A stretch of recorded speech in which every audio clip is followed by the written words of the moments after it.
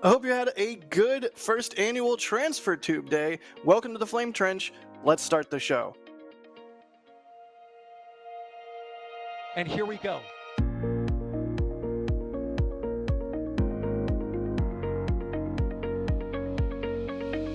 have liftoff. Propulsion continues to be nominal. R68 chamber pressure looks good. Following up. Roger, roll, Atlantis. Water towers fly! Yes!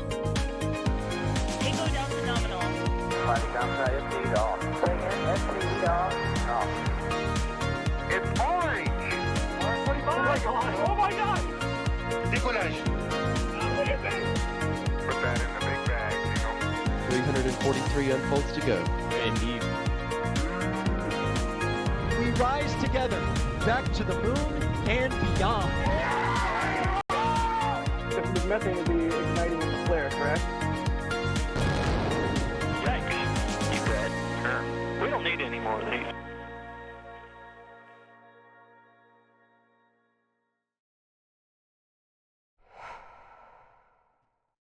Hello and welcome to the Flame Trench. It's our weekly informal news show. We are NSF, NASAspaceflight.com.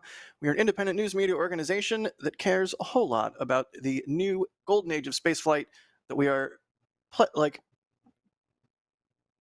I'm blanking on words, that we're able to be living in. Yay! I'm done with words. EJ is also joining me on the show. I can't talk anymore, apparently. Precipice of. Thank you, Sawyer. Well, You gonna be all right, or no, you have words. You got a lot of words in front of you. Yeah. I'm just just doing some recreational reading. I like to break a mental sweat too. My screen's tiny. What is that? What are you reading? Reading. Oh my god, that's amazing. Also joining us on today's show, we have Sawyer as well. Sawyer is also reading something. Deploy DAP setup, pilot CRT2, GNC20 DAP. I'm sorry, just reading my Space Flown Shuttle manual piece that just came in the mail yesterday. Sawyer Flex to start off the show. Are we supposed to be starting the show with flexes? Did I miss the cue there? I guess that's my bad. Yeah, what's your flex today, Jack? What do you got? I got a lovely cooling device for my energy drink, even though it's a weird shaped can. That's not NSF merch? For no, shame. It should be. We should message the store team. But yeah, welcome to the Flame Trench. As usual, chat. This is an interactive show. If you have any questions, at NASA Spaceflight in chat, and we'll see it pop up in some software we have running in the background. And we have a bunch of different topics to talk about this week, including Stoke and relativity, and of course NASA's new interim acting admin. And Starship, and what's going on in the lead up to hopefully Flight 10. But yeah, a lot to talk about this week.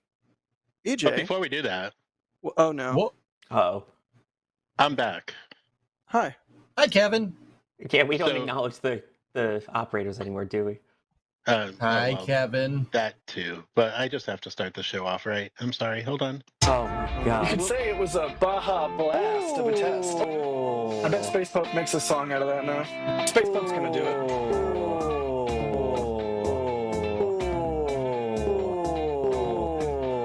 I'm eating a sandwich. I'm eating a sandwich. I'm eating a sandwich. Obserita. I'm eating a sandwich. I'm eating a sandwich. Obserita. I'm eating a sandwich. I'm eating a sandwich. Obserita. I'm eating a sandwich. I'm eating a sandwich. Obserita. Take the Jack wins thing and put it next to a bagel comment. That's it. I handed my 10 tokens. I quit. Jack wins. I'm Sawyer Rosenstein. Jack has the best taste in bagels. Thanks. He's so mad about it. That just made my day. Wait, am I even unmuted in all the places that I need to be unmuted? I don't even know what's happening anymore. Yes, I am unmuted. Hooray! Space Pope, you've outdone yourself. Now I want a sandwich. Now I want to eat a sandwich really badly. EJ's face during that just sold the whole thing. Absolutely. Do it. All right, so Stoke and how do you even follow that? I don't got nothing, man. I don't know. Good luck with that. It's your job as the host. That's the thing that exists. That's the thing that exists, or something. What? Did I miss something? What? No, you're good. You're hosting. All right, everything's going great. EJ, tell us about Stoke and relativity space.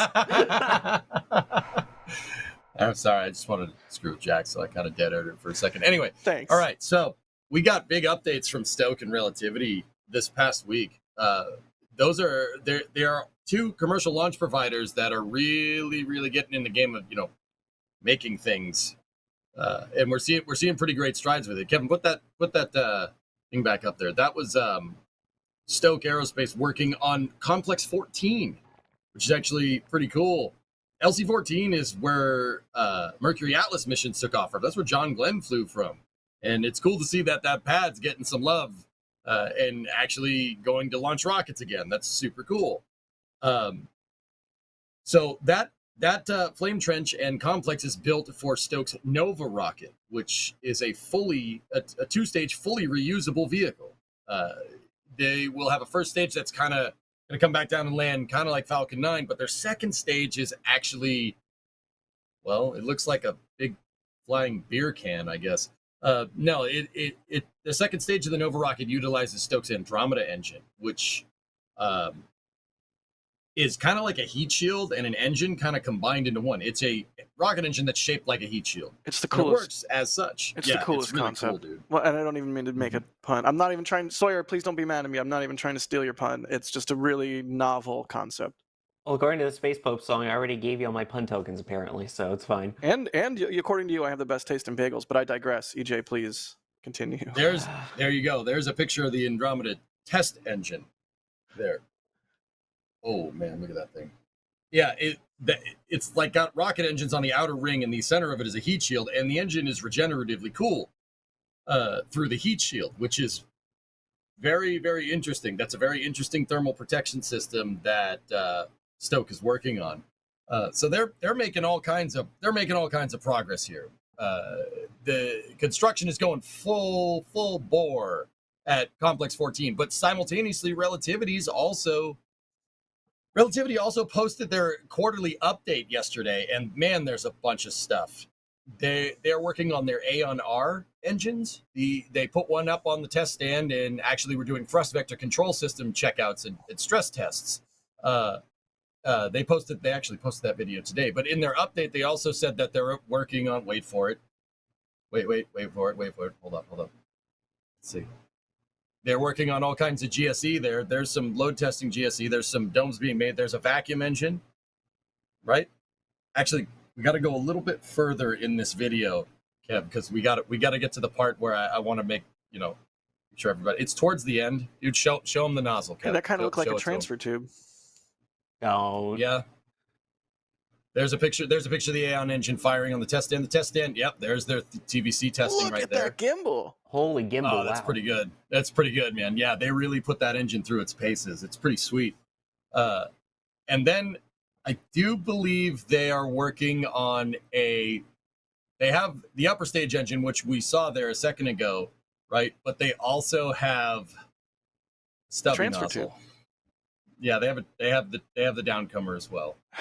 But they also have a stubby nozzle that they're working on. And then there's the LC-16 construction too. So these two companies are building these two launch complexes. They're kind of like right next to each other, which is pretty sick. Oh, there it is. I hate it. Oh, so bad. Why do you Did hate you see it? Because it's stupid.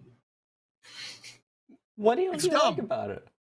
It's stubby and it looks weird. It's like even more stubby than the stubby. Like it's like super stubby. I'm kind of into it. Yeah. No.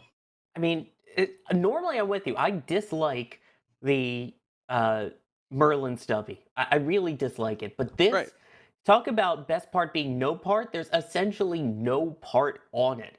So it's kind of hard to get mad at it when there's nothing to get mad at. I'm super curious what Max's take on the relativity stubby nozzle is. Also, I do have a very important correction. I am nothing if not a person that cares about being correct, especially when it's technically correct, because that's the best kind of correct. Relativity calls that part a downcomer, and that's fine. Yes, the proper term for it. Yeah, I just want to. Well, I don't know that I don't agree with that necessarily, but yeah, they call it a downcomer. So I was wrong in that instance. That they call it downcomer. I just want to put that out there. They call it in text. Yeah, okay. Thank you, Alex, in our back channel, yelling at me in all caps. Wait. Oh no, wait. This is important. Alex is helping. They call it a downcomer in text. In voice, they say transfer tube. Oh God. Super tuber. Yeah, That's Super what we're calling Trooper. it. We're calling it Super Tuber. Such a good movie. Oh wait, that was Super Trooper. Nah, it's close enough. Wait, I can't say this on air, but I'm going to I'm going to DM you something, EJ. Anyways, moving on. So both of these companies are kind of going full bore, and it's kind of cool to see. You know, if you're a rock and roll fan, you know you had the new wave of rock and roll in the '80s, the new wave, the second British invasion. If the first one was like the Beatles and the Who and stuff, but then now we have the second wave like Iron Maiden and Judas Priest. We got a second wave of commercial providers that are getting to the point where they're getting ready to fly, which is actually super cool. Especially Stoke. I'm hype on Stoke, and I want to point out, Stoke's vehicle is fully reusable, but Relativity's is also a partially reusable vehicle as well.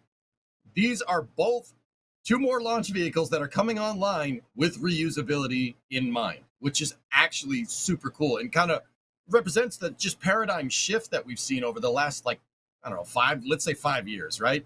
Last 5 years towards reuse. Actually, I'd say 10 at this point, because it's been almost 10 years since Falcon 9 first landed. Don't like reminding myself of that. Sorry for reminding you. So, you go back like a decade ago, landing rockets. Nah. Now everyone's doing it, which is great. That shows a huge movement towards reusability in the spaceflight industry, which is fantastic. That's really cool. Good stuff. Really exciting. Like Super Tuber. Yeah. I'm just. We're getting closer to the point where Cape Canaveral will be like, the old timey photos like Missile Row, where there's just a bunch of different rockets, and we're already pretty dang close. But you get a New Glenn out there. I mean, heck, can I dream? Get an SLS on the pad. You get a Falcon 9 at 39A. You get the Falcon 9 at 40. You get Relativity. You get Stoke coming a little bit further along. You get them vertical out there. Got ULA with Vulcan, if we want to go oldie but a goodie. Yeah, also good. Thank you. I did not mean to give ULA short shrift. Oh, hey, look, an aerial shot. What's going on here? I wonder how we got that. Yeah, it looks like a HIF being built right there. Jeez. Is that Relativity? That's Relativity. Yeah, because the Terran 1 HIF is on the left. See that? That is the new comparison there. Terran 1 versus Terran R, huh? And sorry, exactly, right? Dude, Terran R is not a small vehicle. It's about as big as a Falcon 9. So not only are these launch providers getting into this, they're not, like, Relativity ain't making a small sat launcher. I mean, Stokes is a medium-duty launcher. The Nova Rocket's a medium-duty launcher out of the gate. So something kind of like Antares or Soyuz, to my knowledge. I could be wrong on that. But the point is that we're not seeing, like, people come in, and this isn't a slight against Rocket Lab because Neutron's going to be amazing. You're not seeing people come in with small sat launchers. People are trying to get into this industry with medium and heavy duty launch vehicles, which is another crazy thing in itself. Because, even 5 years ago, you see people like with small launch vehicles, like Terran 1, for instance, or Electron, right? And even Rocket Lab was like, we're just going to keep launching Electron. We don't really want to reuse it, et cetera, et cetera. I mean, Peter Beck ended up eating his hat because he was like, yeah, you know what? We should do reusability. That's a good idea. And not only should we do reuse, but we should do reuse with a bigger rocket, which is crazy. Right. It's so cool, man. And props to him for literally eating the hat on that one. Yeah, he did. He absolutely did. He put it in a blender and ate it. I mean, using marine assets that he said he would never use too, but yeah. Yeah, that's right. Actually, just On a side note, Jack, I'm sorry, I don't mean to interrupt. No, you're good. On a side note, and Kevin, I don't know if you have the assets for that. Rocket Lab signed a contract with a shipbuilding company to build their drone ship for landing neutrons. That also happened this week. So that's really a lot of good news. And the name of the drone ship is Chef's Kiss. Maybe we'll tease that really quick, and while Kevin gets the link. But as we teased that flyover shot, that's from what, today, right? Is that from today, Sawyer? Yesterday. It's fresh. It's fresh off the presses, and we've got a Cape flyover coming. And the only reason that we can, deploy assets, that's what I was going to do. I was trying to get the segue in there. The only reason we can deploy assets like Max and company and everybody in a helicopter and get aerial shots and get all this stuff edited and posted. Sawyer, you're on the edit for this one, right? I am.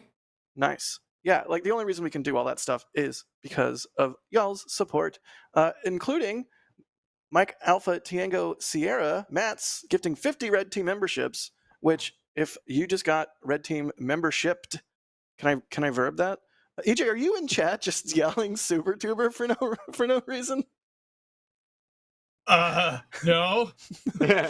But yeah, if you just got a Red Team membership, you now have access to member content, including, I'm sure, some of those flyover photos as well.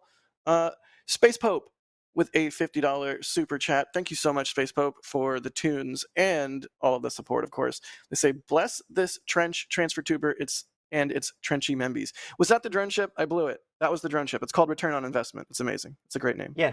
Kevin even cube zoomed to it. I'm a failure. That's awesome. But yeah, that's a really great name for a drone ship. Like, especially given the context of the whole marine assets suck commentary. Like the chef's kiss. Return on investment, yeah. So good. Let me continue thanking folks here. Chromatic, gifting a Red Team membership. I don't know, gifting a Red Team membership. Ninja Decimator, pew pew pew. With a super chat saying, Jack, it's a down tuber and you know it. I don't know that. That's not true. Patently untrue. False statement. Jolunar, I'm sorry if I'm butchering your name, became a Padrat member. Therial Swordsman, what's up, Therial? They say Space Tuber, was that what it said? Oh, I cleared it too fast. Telstar86, thank you. They say, all hail the Space Pope. Soon the full album of tracks will be complete. Oh God, I didn't even consider it could be an album. Just need to convince the merch team to put it on the shop, please. No. Spotify. I love you, Space Pope. Oh, Space Pope could just do that. Ethereal Swordsman, again, they say, I still say bagels are just donuts without anything that actually makes donuts good. That's just false. I think you and I can at least agree on that take. That is a bad take. Yeah, you may be a bagel elitist, but at least you know what a bagel is and isn't some of the time. Most of the time. I'm not so, smart, like man, a non-zero. I know what bagels are. Whoa! Is that real? Space Pope did a $200 tip to tips.nasaspaceflight.com. Space Pope. Oh, it's real. What? They say, tipping out Kevin Michael Reed. Thank you for everything you do. Oh, don't encourage him, Space Pope. You know, Jeez. I would normally agree with you, EJ, but A, thank you so much, Space Pope. That's extremely generous. And B, Kevin is an absolute machine and an animal. He's a manimal. Machinimal? You're amazing, Kevin. Thank you for all you do. That's my best attempt at complimenting you. I'm trying really hard. It's really hard to compliment me. I understand. It's really hard. Hi, Kevin. Space Pope, thanks. Like honestly, like I've never been called out like that, especially like at that amount. Holy, like I'm trying to avoid not swearing. Holy what Ninja Decimator said. Holy not swearing. Like thank you. Shnikes. Thank you. Holy shnikes. Is this how we finally get Crispy's soundboard implemented? Is so we have a buzzer so we can buzz Kevin when he's Yeah. That would be great. Thank you, Space Pope. Now and always. Instead of a sensor, it's just transfer tube. Holy transfer tube. Holy super tubers. Knowing my luck, it would just be down. It would, like, someone would change the sound file so it said down. It was like my voice AI saying downcomer, just like every time. I guess you could just clip me from earlier in the episode. Oh no. Or just there. Don't do that. Or there. Oh God. All right. Let's see if we have any questions. How about Stoke or relativity? I'm not seeing any in the One thing I want to just point out Go though, ahead. because you were talking about the fact that you've got these, medium and larger lift vehicles, EJ. Yeah. Along those lines, I think it's interesting to note that a lot of people are going, "Oh, why do we need all of these other companies? The market's getting saturated already. There's so many launchers. Are there even enough satellites besides, the internet constellations?" And I think it's interesting to note when they're coming online. Because right now, SpaceX is moving its focus a lot from Falcon 9 to Starship. Once Starship is up and running, you're going to get a lot more of the super heavy launches versus the smaller launches. Same thing with Vulcan. Now it's working on that kind of heavier market. You've got Blue Origin and New Glenn, that's also a heavy lift market. So as these other companies move towards the heavier lifters, you kind of need someone to pick up what was the medium lifters, what Falcon 9 is now, and as we've heard, will eventually be phased out. These, I think, are the companies that are going to be able to come in and pick up the slack, and with more of them, it's going to make that market more competitive. So once SpaceX switches over entirely to Starship and you have these other launchers, now you finally have the smaller companies coming in to pick up the pieces in a way. Yeah, that's a good point, Sawyer. Yeah, I mean, there's definitely going to be a demand here, guys. The industry is expanding like crazy, and there's just, I mean, actually, speaking of that, I mean, Kevin, are we ready? Are we ready to show this? Oh, breaking news! Oh, Shut up, Jack. Why me? yeah. Breaking news, Jack. Well, no, it's the wrong person. Why would you do that? We have breaking news. Firefly Aerospace today, they just tweeted. They filed a registrations. That's the meanest thing you've ever done, even more so than making me sing on stream. Firefly Aerospace. It's a good thing I wasn't like taking a drink or something. Firefly's going to IPO. That's the news. They have proposed to IPO. That's initial public offering. That means they want to be traded publicly as a publicly traded company and all the things that come with that. And the ticker would be FLY or Fly, which is honestly kind of sick. That's pretty cool. I want to point out that there's a lot of weird things happening in 2025, but there's also a lot of cool things happening. A company that has landed something on the moon is IPOing. That's that's pretty cool. That's pretty neat, man. I don't hate that. Sawyer, what do you think? I agree. I don't hate it either. It's nice. It's amazing how Cool. many of these companies now are getting onto the public market, actually. So, because now you've got what now? Less breaking just- now. It's Did not you just breaking break the Jack. same thing but twice? It's the same. It's the That's thing the that I had to official- fix it. Okay. Didn't you notice the big fumble where it just like cut in the middle of the stinger? I had to do it right. No, once I saw my face, the preceding 30 seconds was just blanked out by a surge of adrenaline and anxiety. Yeah, that's what happens when I see you too. Yeah, same, dude. It's like I walk past a mirror and my watch is like, yo, you got a high heart rate. But it's interesting. I was gonna say it's Sorry. cool to see more rocket companies get publicly traded, but I'm also noticing in chat right now a lot of people dislike it. There is a large Really? amount of dislike for Firefly entering the public market. Well, I mean, Why? is it going to be a SPAC, the Special Purpose Acquisition Company? I think that's what SPAC stands for. There. Remember all the small sat launchers of the aughts? I hate that. That all went SPAC and no longer exist. I mean, maybe there's not as many as I'm remembering, but of course, Like first who? Virgin Orbit. Oh, yeah, good point. Yep. I'm sure I could, if I was more intelligent and had drunk more of this energy drink, I could come up with other examples. Chug, chug, Wasn't chug, that Astra chug, Public chug, at one chug. point? Yeah. Okay. There you go. There's another one. It's not good or bad to be publicly traded. It's just like anything in rocketry or business. Hey, there's trade-offs, right? Chat certainly is entitled to their opinion, as they always are. If I was going to own space stock, this is not an endorsement, and I don't own any space stock. But if I wanted to do that, I would think it's cool, like EJ said. Like you could, if you so desired, to own stock in a company that has landed a thing on a moon, and they do IPO. This is just a proposal, should be noted. That's pretty cool, if you ask me, in my humble opinion. I mean, it's worked for Rocket Lab pretty well. Yeah, Sawyer, and I think that has a lot to do with it. I think it's not really a question of what whether a spaceflight company or spaceflight provider is going to IPO to when.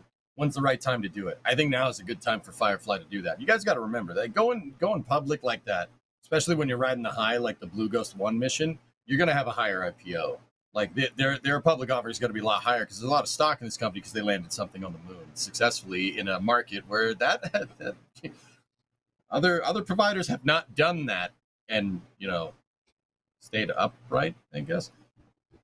But that's it's the right time, and if they were going to do it now, would probably be a good time to do it. You got a successful lunar landing under your belt. They're working on the Eclipse vehicle with Northrop Grumman. This would be the right time to do it. And Sawyer, you're right, man. Rocket Lab has kind of made a killing with it. I mean, it wasn't good at first. Rocket Lab's IPO was high, and then they had a failure, and then it wasn't high. But Yeah. since Rocket Lab has been upping their cadence lately, I mean, they've done a good amount of missions this year. As of July 2025, they've done a pretty hefty amount of missions this year. Their stock is going as high as the rocket is. Aren't they scheduled to actually launch one like while we're doing the Flame Trench? Although I don't think they're broadcasting it. It's The a haste My mission. Cat 4 mission, aka Jake 4. Yep, Jake 4 haste mission going out of Wallops. It's going actually in Scrubbed. about 2 hours. It's scrubbed. It's not going at all. According to Pizza in our back channel. Breaking Wow. news. According to Pizza in our back channel, it's scrubbed. Was that? Hey, that's the yeah. As long as it doesn't pull an Astra and power slide the stock, we'll say. Nice, Sawyer. I still think that was cool. Pun acknowledged. I still think that was cool, man. That thing, the bottom of that rocket exploded and it still went up, which is pretty cool. I mean, it went up eventually. I mean, Eventually, your reaction yeah. is the best part of that launch. BJ. Yeah, I do. That is one of my favorite videos that it currently exists on the internet. I do need you to know that. Yes. Like, I couldn't believe it, dude. I was like, "Oh man, it's actually working! Go!"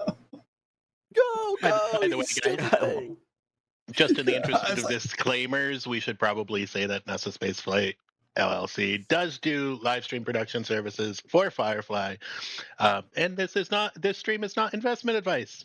Okay, bye. Jack Yeah, already good call. said that. Weren't you paying attention? I mean, I said it in a dumber way. Kevin said it Oh. in like the actual like appropriate way that you should say something like that. I was just like, me not smart. Anyways, Kevin Michael Reed, attorney at Not Law. attorney at law. Do you guys ever remember that show Harvey Birdman, Attorney at Law? Remember that? You ever watch that? X, the Eliminator. Did you get that thing I sent you? Tubes. Hey, did you get I'll- that That thing I sent you? that thing I sent you? No, I have not gotten that thing that you have sent me. So- I couldn't get into nobody, that show. In all Nobody ever honesty. gets that shit. Oh, that's a good one. I couldn't get into it honestly. It seemed cool, but That's fair. To each It's an their own. acquired. yeah. It's an acquired taste. You got Abs- to watch it, and then Absolutely. and you're eventually like, all right, I get it. Oh, we do have a Stoke question here. Mighty Unlikely is asking, reminder, what are the Stoke Space propellants? Quiz time, hot shot. Sawyer. Sawyer, go. what are the? Yeah, Sawyer. Yeah. Oh, God, you can Oh, come on. No, I buddy. genuinely go. I'm embarrassed now. Thanks. It's methane and oxygen, right? It was a methylox. Yeah, that's what I thought. That was awesome. Good Guys, job. It's full. Awesome. It's all right. All right, Awesome I for got you. I got who? you, man. Wait. Well, who's they? Fellas. So yeah, Stoke is a Methylox rocket, right? Their first stage is using a full flow stage combustion cycle engine that was engineered by 7 and built by 7 dudes. Yeah, something that is the same kind of fuel cycle as Raptor. Stoke is like a 7-man team or something, which is just okay. It's pretty cool. It's pretty good. Something to be said for the agility of small teams. Yeah, and the Andromeda engine, also same set of engineers. It's a Hydrolox upper stage. They're using hydrogen because with the Andromeda engine, the heat shield with hydrogen is a great conductor of heat. So using your Andromeda engine is also a regenerative heat shield, and using hydrogen to cool it simultaneously will allow it to absorb the most amount of heat without the heat shield melting. Right, hydrogen So, can absorb yeah. a stupid amount of heat. because chemistry It's a really good things I conductor. don't Yep. understand. But it's Yep. I can't underscore enough what an interesting and novel set of ideas Stokes launcher in particular is. Like, we're gonna have a love that. brute force Methalox first stage. We're gonna have a Hydrolox high efficiency upper stage, and we're gonna do And this reusability. crazy. Say what? And reusability. And reusability, Yep. yeah. And and to get that, we're gonna not, it's not gonna be a tiles. It's gonna be a metal situation with regenerative. I'm a broken record here, but I'm a really big fan of what Stokes doing. Can't wait to see more. And the fact that it's such a, like you're saying, it's a relatively small group in comparison. Think of another vehicle that uses a Methalox first stage and a Hydrolox upper stage. I don't know, something like Vulcan, which is massive and Right. is ULA and has so many people and backers and things behind it. And you have Stoke Space coming up with something along those lines, and it's amazing. I mean, Newglands too, dude. Yep. Yeah. It's an even bigger team. Yeah. Meanwhile, Stokes like, yeah, we built this in the shed. 7. Pretty cool. Yeah. Pretty legit. Real nice. Uh, Got it on sale. Severin, picked it up from Home Depot. Severin is asking, when do you think Stokes rocket will fly? Ooh. I actually was going to ask you guys, out of Relativity, Stoke, and like, let's say MLV with Firefly, which one of these do you think we'll see first? I think that we'll probably see Eclipse. I think we'll probably see Firefly first. I think they're the furthest along. What do you guys think? Oh man, that's so tough. I could waffle if you need more time, Sawyer, or No, if you want. I'm gonna go with Relativity. I feel like. Well, here's the thing. When you think about it, they have launch experience under the belt. Yes, same with MLV and with Firefly and that. But I mean, they had the whole Terran 1 launch concept. They had this whole idea, and yes, they kind of stripped it all down and are redoing it. But given what we've seen from them and what's been coming out and the experience they're working with, I wouldn't be surprised if they sneak ahead here. And we were talking pre-show with that flyover image of just, in comparison to the HIF, the horizontal integration facility that they're building at the pad there, how much larger it is than the one they used for Terran 1. I think they're going to do it, though. As we now see it by my side of the head, yeah. Yeah, no, that dude, I wouldn't have guessed that. But that is a good point. So, I mean, that begs the question to answer Severin's question. Like, when do we think Stokes is going to come around? I'd say sometime, like, I don't know. This is completely kind of crazy. Like maybe the middle of next year, judging by what I see with the pad construction. I mean, you need the launch pad to go anywhere, and that's kind of important, right? So I would say Stokes still a little ways off. At the very least 6 months. At the very least, but who knows? Man, I mean, I feel like you're a pretty plugged in guy, EJ, and you're level headed. So 6 months to middle of next year, something like that. 6 months to a year or so. That seems What do you plausible. think, Jack?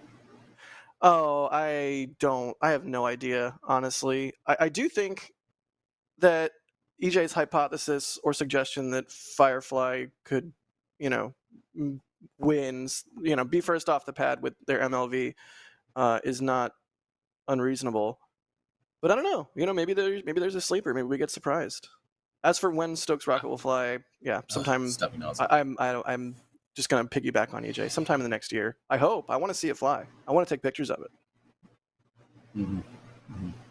I'm thinking. I was about to say, what's up? No, I was gonna say for my timeline, I think that we would see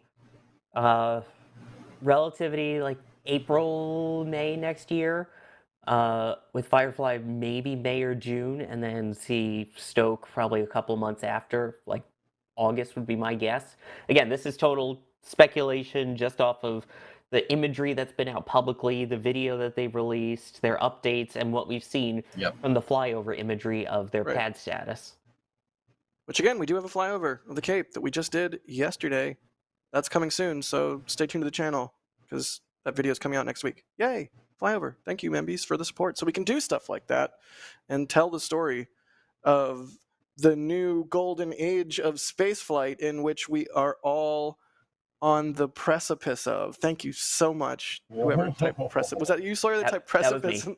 Yep. There, I didn't botch it Precipice that is a time. fun word, so absolutely. Hey, excuse me, chat. I'm not level-headed. I'm not round-headed. My head is an oblate spheroid. Thank you very much. Wait. Assume a spherical EJ head.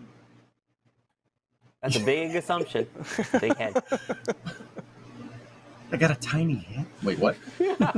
Oh, like it was some other big guy with a tiny head. I have a tiny head.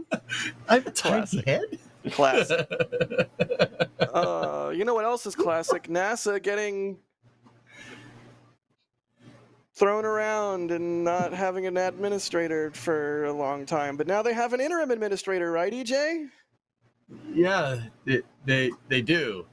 Is it good? You know, I like reality TV, so yeah, it might be. I don't know. I mean, Sawyer, do you what you want to explain this one? I don't know if I could do this without getting a little peeved, but Sure. I'll try for the level-headed approach to it. So, yeah, I don't think I can stay level-headed for this one, man. which part do we want to take first? The new acting interim administrator? Yeah, Yep. let's talk about it. The Duffster. Duster. Yeah, the Duff here, everybody. Here we go. So, Don't make me hate The Simpsons. Don't make me hate The Simpsons, Sawyer. yes. So it's official.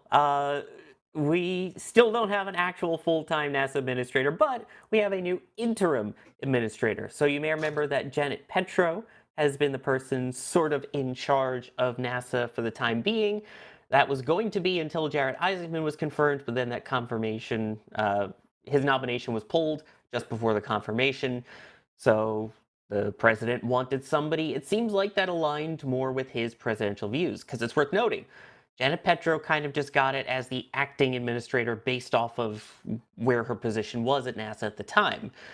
This is someone that was actually submitted by the president and is a presidential appointee for the acting interim administrator. So in case you're unaware, Sean Duffy, who will be the person taking it, is actually currently the Secretary of Transportation. And I guess in a way, this is a kind of transportation, that it is transporting things to and from space. So yes, Jared, as you see there, actually supporting the nomination and basically talking about his role in it, that the country needs more good people working on this, and NASA, needs its best step going forward. So Duffy will now take the double role of the Secretary of Transportation and the acting administrator of NASA until they actually come up with a full-time nominee and get that person approved and placed into that role. So the official word from Duffy upon this was, quote, "Time to take over space. Let's launch." Thank you, Ryan Caton, for assisting me in the discussion there. Dude, Send it. send it. Okay, you really want to know what I think? The answer is I'm not sure. To be 100% honest with you, He's sending it. He's sending it, everybody. I don't. Okay, all right. Objectively, I'm not sure. At face value, I'm like, that's good. All right, I was on the Real World. That's cool. I don't necessarily mind Sean Duffy being an interim administrator. If he was picked as like this is the nomination, I'd be like, not trying to disparage the guy. I don't really know too much about him. I know he was on the Real World Boston in the 90s. He was on MTV, on reality TV. But since then, he's gotten like a law degree. He's been a district attorney, and he is the Secretary of Transportation. Now, I don't know. That's not really my wheelhouse, dude. Like, I like trains. I mean, I'm sure we all do, but I haven't really been following that too much, right? Him being interim administrator is probably just there so they can basically prep another nomination. I mean, Jared Isaacman himself said that to prep a nomination takes like 6 months. It took 6 months to get, to go from like, oh, we want Jared Isaacman to be the administrator to the confirmation meeting, and then you guys know the deal. The president pulled the nomination like a day before the Senate confirmation hearing, which I don't think history will be nice to that decision, but hey, whatever. I mean, we'll see what happens. And that's kind of like where I'm going with it objectively. Like, I don't know. Sean Duffy, I'm sure he'll do a fine job just as the interim administrator, but unfortunately, it does leave NASA kind of in a holding pattern for basically this whole year, right? Which sucks. I mean, because we are in a, like, whether we like it or not, we seem to be in a competition for who can get back to the moon, or who can get to the moon either for the first time or us going back to the moon. You know what I mean, right? So Right. I don't know, man. I really like this decision. Like, it's easy to be like, oh my god, that's so dumb, but like, I really would like to wait and see who is NASA administrator. You know what I mean? Like, who's the actual nomination? Like, okay, conditional hypothetical here. What if he reelected like Jim Bridenstine to be the next NASA administrator again? Like, what? Then this decision we'd be like, oh, Sean Duffy, who was that? Oh, he was the interim administrator. It doesn't matter. Like, it really depends, dude. Like, I don't know, Jack. What do you think, dude? Oh, so many things. I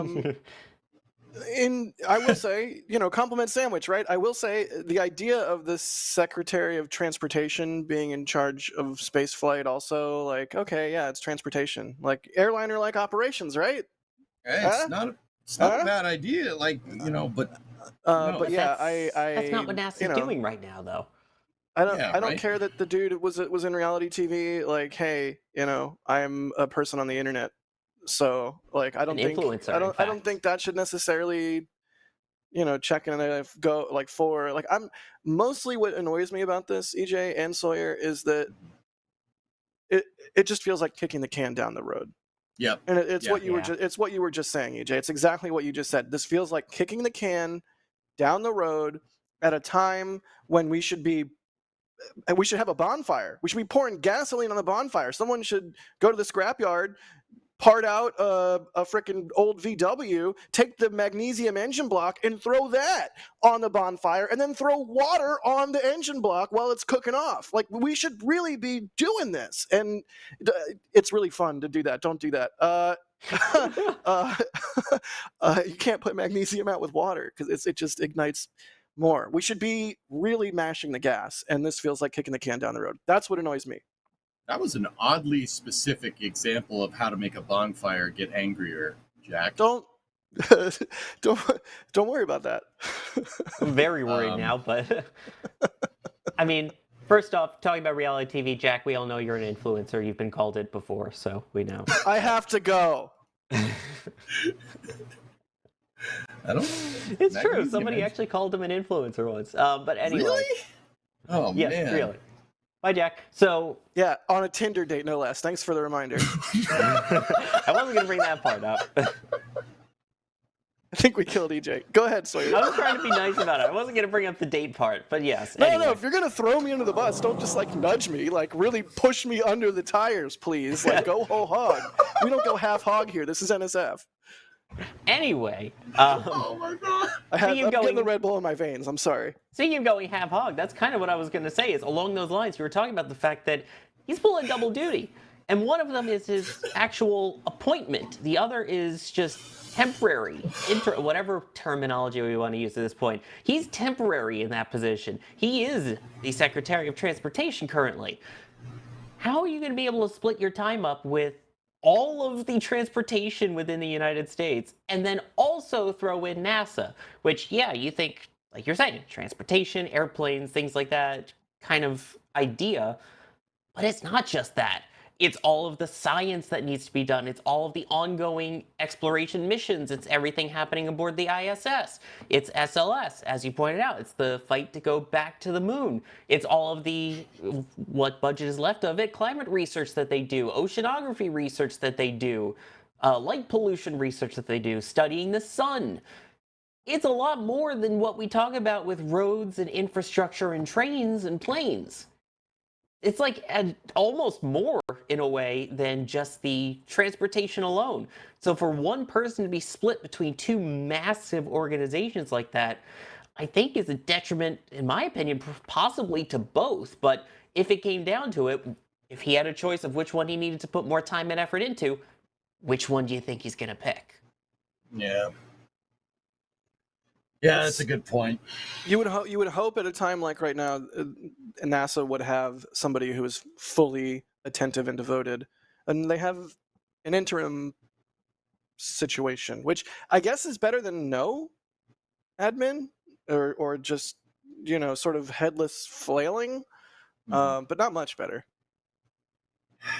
Like, fellas, I have a weird theory. This is can we do EJ's kind of weird theory time here? Heck Where's yeah. the stinger for it? All right. We need one. So, oh yeah, breaking news: EJ's wild theory time. We put on my tinfoil hat. No, I was saying a second ago, like we gotta wait. We gotta wait and see who the who was really gets put up as NASA administrator. Now, call me crazy, but it's no secret that with Isaacman, they were really going to champion commercial stuff, right? Like that's really what Rook wanted to do. He's been very vocal about this, and it's not necessarily a bad thing, right? But maybe, just maybe, it's possible that I was talking about this yesterday on my stream, but I stream on Twitch if anybody cares. Anyway, if you don't, just chill. Hear me out. Hear me out. I'm not crazy. I swear. That's what a crazy person would say. Anyway, if you compare NASA in 1969 and what their goals were to NASA in 1981 and what that NASA's goals were, those are two different things. It's two different organizations with a completely different objective. You guys think it's entirely possible that, giving Rook the boot, right? And if you're going to champion commercial, right, especially with space race looming on the horizon, that NASA's job could be changing. It's possible that they could be going back to doing human exploration stuff, and the NASA from the late 1960s could be making a comeback. I know people are just like, yeah, okay, sure, man. No, think about it. In the bill that big bill, I'm not calling it that. I'm calling it House Resolution 1 because that's basic HR 1. That's what it is. I'm not calling it beautiful bill. That's ridiculous. There was a huge boost in funding to exploration operations, right? There's a huge boost in funding. Artemis 4 and Artemis 5 and all the accoutrement for that got on the books, right? That is a pretty big, now no matter how you cut it, that's a pretty big expansion of human exploration operations at NASA.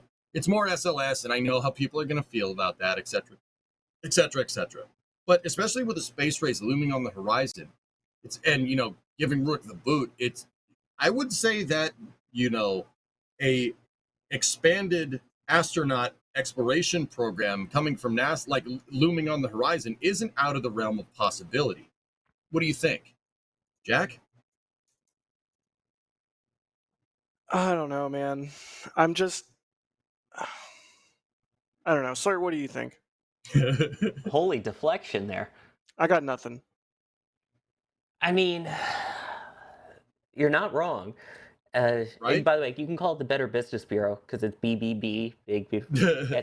Anyway, might be disingenuous. What? Yeah, you can choose to take it literal or ironic. Your choice, whatever your political view. So, I mean, I'm glad they are investing in NASA for something. Yes, we've seen the idea that a lot of it is going towards exploration and towards Artemis and less towards science. I mean, there was the whole science fair that they set up in the Capitol building to say, hey, these are the programs that will be cut that are science funded if you pass the funding. But I mean, something is better than nothing at this point, but we know what they're waiting for. We know they're waiting for somebody that aligns closer with the president's view. Janet Petro is a silver servant? Wow. I didn't realize not to mean she's old. No, a civil servant. You've got someone who's now the Secretary of Transportation, someone they vetted that currently does align with the president's views. And I saw a lot of you in chat saying all he's going to do is delegate.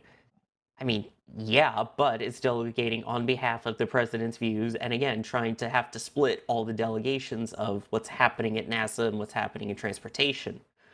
I'm glad they're getting the money. I'm glad that they're saying, hey, let's fund NASA a little bit more. I just wish the way that it was divvied up was better. I mean, Sawyer, dude, people are going to call me nuts. I still don't think that the Senate will stand for this. No, seriously, I really don't think that. I think they're. I know that HR1 passed, huge boost to Artemis, potential huge debuff to sciences or defunding of sciences and stuff. I still don't think that's going to hold. I think the Senate will allocate more money, or Congress, not the Senate. But you see what I'm saying? Like you could always propose a bill to amend the budget. It's definitely a thing. It definitely has happened. It's happened many times. So I still don't think that science budget is going to stick. But it could. I mean, even if it doesn't stick, next year they'll boost it back again. Now, I don't know what kind of damage is going to get done in the meantime. And if people are worried about that, sure, I would certainly, that's certainly something to mention here. But the thing is that I think what we're seeing here is NASA's job changing again. Once again, I'll say it once, I'll say it again. The NASA, the Apollo era NASA is not shuttle era NASA. Those are two different things. Now, in that particular case, that it changed. I don't, I love the shuttle. Sorry, I know you love the shuttle. I'd say it kind of changed for the worse. But I mean, as much as I love the space shuttle, I'd take a Saturn V over it any day of the week. I'm sorry, like that's just objectively. Can we have both? I mean, well, hear me out. Wait, hear me out. I'm sorry. Just hear me out. Sure. SRBs, put like 8 of them on a Saturn V first stage. Yeah, I'm here for this. External tank, get it out of there. Moldy. Strap the shuttle to the 3rd stage of the Saturn V. Then you have both. Why don't you just put an external tank on top of an S1C? Also good. Moldy space, where are you at? You have some Kerbal crimes to commit. Yeah, I mean, you're not wrong, EJ. NASA got so reliant upon shuttle that it sidetracked everything else. NASA went all in on it. We have to go massive with it. And then when it didn't live up to its expectation, it was, well, now we're stuck with it. So let's just keep going and keep going. And then they needed a reason to keep it going. So we got Space Station Freedom, and then they got the ISS. We need a reason to keep that going, to build it. And then Columbia happened, and now we'll retire it, but we still have to finish the ISS with it. It took a lot to finally realize, this vehicle kind of sucks, but we're stuck with it, so let's see what we could do with it. I love shuttle. I mean, again, I wouldn't trade it for anything, but for its intended original purpose from when we saw Enterprise in '78, definitely didn't live up to that. Yeah, exactly, man. And I think that what we're seeing here, and it kind of happened in a roundabout way, government gonna government, I think what we're seeing here is NASA could potentially our ideas of NASA could change. And, some people are going to think that's bad. And certainly, when NASA changed from Apollo to shuttle era, there was a catastrophic reduction in workforce, right? And yet here we are again, catastrophic reduction in workforce and a huge budget shift and a huge priority shift. It's very possible that, our idea of it's changing. It's very possible that they could go back to the big budget lunar exploration programs, especially considering, we could potentially be in another space race. I mean, I don't know if you guys, I'm kind of going to shamelessly plug this, but I don't know if you guys know, Tori Bruno, the CEO of United Launch Alliance, has a podcast now, and it's called The Burn Sequence. And I watched episode 2. Jim Bridenstine was on episode 2. If you guys want to watch it, it's amazing. Wait till the end of the Flame Trench, right? But it's really good. It's pretty good stuff. And Tori Bruno actually poised this in a very interesting way, that basically in a second Cold War with China, right? And I don't know whether you guys want to drink that Kool-Aid or not. I'm not sure, right? It doesn't matter. But if there is a potential near peer adversarial race coming on in the future, this budget actually corroborates that. It corroborates another space race for going back to the moon and then beyond, right? And science, unfortunately, is taking a back burner to that. And I don't know. I mean, if you look at it like that, that's what I mean. We could potentially see a huge expansion of NASA in-house stuff. Oh, there it is, right there. It looks really good. I got to check that out. Oh, dude, it's awesome. I can't stay quiet anymore because I have a lot of feelings and thoughts. Yeah, sure. I think we are, EJ. I don't think it's Kool-Aid drinky to think that we are in. You call it a new Cold War, you call it whatever you want, call it a space race. I sort of try to deliberately refer to this period of time that we live in, at least the space stuff specifically, as like a new golden age of space flight. I try not to make it like adversarial, right? But there is reasons for that framing, both, if you have a company that makes money off of defense dollars, of course you want to frame things that way, but also just the state of the world that we live in today.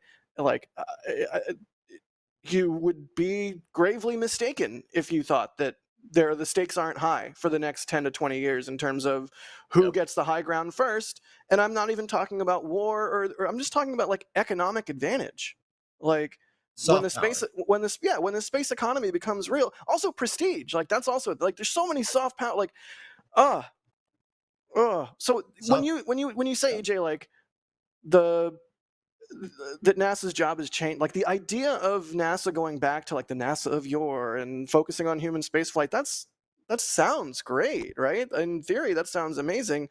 At the sake of science, though, like to me, that's you can't just drop, like to me, I think of science as learning, right? That's one component of science. Another component of science is like research and development, which is like a special kind of learning, right? And to just whack all that stuff out of the budget in this notional idea where NASA is returning to focusing on human spaceflight, it's like, I don't know, penny wise pound foolish isn't the right idiom, but there's an idiom somewhere in there that probably would encapsulate it perfectly. But I don't think, like, I'm not trying to poo-poo your idea or your theory, your speculation time. I'm just putting it out in the void, dude. I'm just trying to see what you guys think. Totally. So I don't know. I'm. We'll see. I think you're right. We'll have to kind of wait and see. We can also see a clip of Senator Jerry Moran of Kansas and Senator Chris Van Hollen of Maryland, chairman and ranking member of the Senate Appropriations Subcommittee on Commerce, Science, and Justice, respectively. Kevin, do we have that clip? What is this for, Jack? What are we talking science about? Funding. This mark is makes a minimal cut of $60 million to the National Science Foundation. That's a 0.67% decrease. And the NASA account, I want to spend a moment on NASA. For NASA, the bill reflects an ambitious approach to space exploration, prioritizing the agency's flagship program, Artemis, and rejecting premature terminations of systems like SLS and Orion before commercial replacements are ready. We make critical investments to accelerate our plans to land Americans on the lunar surface before the Chinese, but also in the technologies and capacity to land astronauts on Mars. This bill protects key science missions that are fundamental to furthering our understanding of the Earth and better stewards of our natural resources, and supports critical programs not only to drive discovery, but to safeguard the Earth from natural disasters. And then, particularly with the events of the past, for many of us, NOAA and particularly the National Weather Service is a hugely important component of what this bill funds, and this bill recognizes that importance. Nationwide and enable sustainable management of ocean resources, conduct periodic censuses, as the chair said, and much more. To promote American innovation and scientific discovery, the bill provides $9 billion for the National Science Foundation, sparing it from the proposed 57% cut advanced in the president's budget request. That's what I'm saying. The bill funds NASA at $24.9 billion, slightly above fiscal year 2025, to explore the solar system, to advance our understanding of climate change, promote innovation and sustainability in aeronautics, and protect our planet. We rejected cuts that would have devastated NASA's science by 47% and would have terminated 55 operating and planned missions. And instead, we provide $7.3 billion. And as Chairman Moran said, and I won't go into the specifics again, we help keep Americans safe from violence in their communities and invest in life-saving grant programs for state, local, and tribal law enforcement, criminal justice initiatives, victims support, and other critical elements. So, colleagues, as I said at the beginning, there's a lot of good news. All right. That See? could be good. If that passes, that's good. That's what I'm saying, man. There's no way that science budget is gonna hold up. I'm telling you, it's not. The universal Yeah, system is that we got checks and balances, man. But if they, like, let's say everything goes swimmingly and that gets through appropriations or whatever and passed, the interim NASA admin is, close. He's close with he's going to carry out the administration's desires. And if the administration wants to cut science, like, to what extent The interim is it going to happen guys, anyway? The interim administrator is not going to be able to make any crazy big changes. That's why they're the active administrator or the interim administrator. Like I said, we kind of have to wait and see what happens with, with who is actually going to be the next nominee for NASA administrator. But see, that's what I mean. Like, guys, I guess the overall point that I'm trying to get at is that this seems like it could be bad, but it also could be very good. It's possible. Like, however unlikely, it's possible. I mean, dude, we could see a rebirth of NASA here, and that's, you know what, man? If that's how it's got to be, that's how it's got to be. Rebirth is certainly one word for it. Sawyer, did you have thoughts? Yeah, I was gonna say. I mean, sorry, Jake is joining me for these thoughts, but I mean, what I was gonna say is the fact that now I totally forgot. No, the fact that hopefully this all gets worked out while we have an acting administrator. I'm okay if it's done while there's an acting administrator for NASA. Hopefully this will all get worked out in Congress and then they can set up whoever's coming in with the budget. Imagine having Jared Isaacman come in and saying, here's your budget. Actually, no, here's not your budget. Here is your budget. No, we're going to have to cut stuff. No, we're going to have to add stuff again. Hopefully by the time they get their act together, they can propose to whoever's going to take that role, here is the money you will have, here are the programs that are still in effect, the ones that will be cut, now tell us your plan. And worth noting that both of those voices that you heard, one was a Republican and one was a Democrat, so that is universal support. You love to hear it. Sometimes it feels like the system works or is just not completely, utterly broken. And in those times, it feels good. Also, Jake. Yeah, Jake is trying to comfort us all during this trying time. What did Jay? My rule of thumb is that, politicians you don't hear about are usually the ones that are doing okay. The ones that are just the background processes, so to speak, they're usually doing a good job. It's the ones that you hear about. It's like, Yeah, definitely. You know who I do like hearing about, though? Our membies who support what we do, and also everyone coming out and doing support for the stream. Ethereal Swordsman again saying the best part about reusability is less solid rocket motors, liquid fuel, best fuel as long as it's not powered by steam, Arca. Thanks for the super chat, Ethereal Swordsman. As we were literally just saying, hey, let's throw 8 solids on. I mean, more solids, more better, but also less solids, also good for human spaceflight. Jack, how do you reconcile with the fact that solid rocket boosters have moved more people to space than any other form of propulsion? I'm mad about it. I'm pretty mad about it, honestly. If I was gonna really sit back and kind of take stock and really let what you said kind of sink into my head and challenge my perceptions of solid rocket boosters is not good for human spaceflight. Why not? And then you just sprinkle that little bit of information into my brain. Yeah, I don't know. I don't know what to do with that, EJ. I don't know how to reconcile that. It's some cognitive dissonance is the answer. Right there. It's just a large-sized helping, a big gulp of cognitive dissonance. All right, Thank that's you. fair. Yeah, you're welcome. I'll just add it to the pile.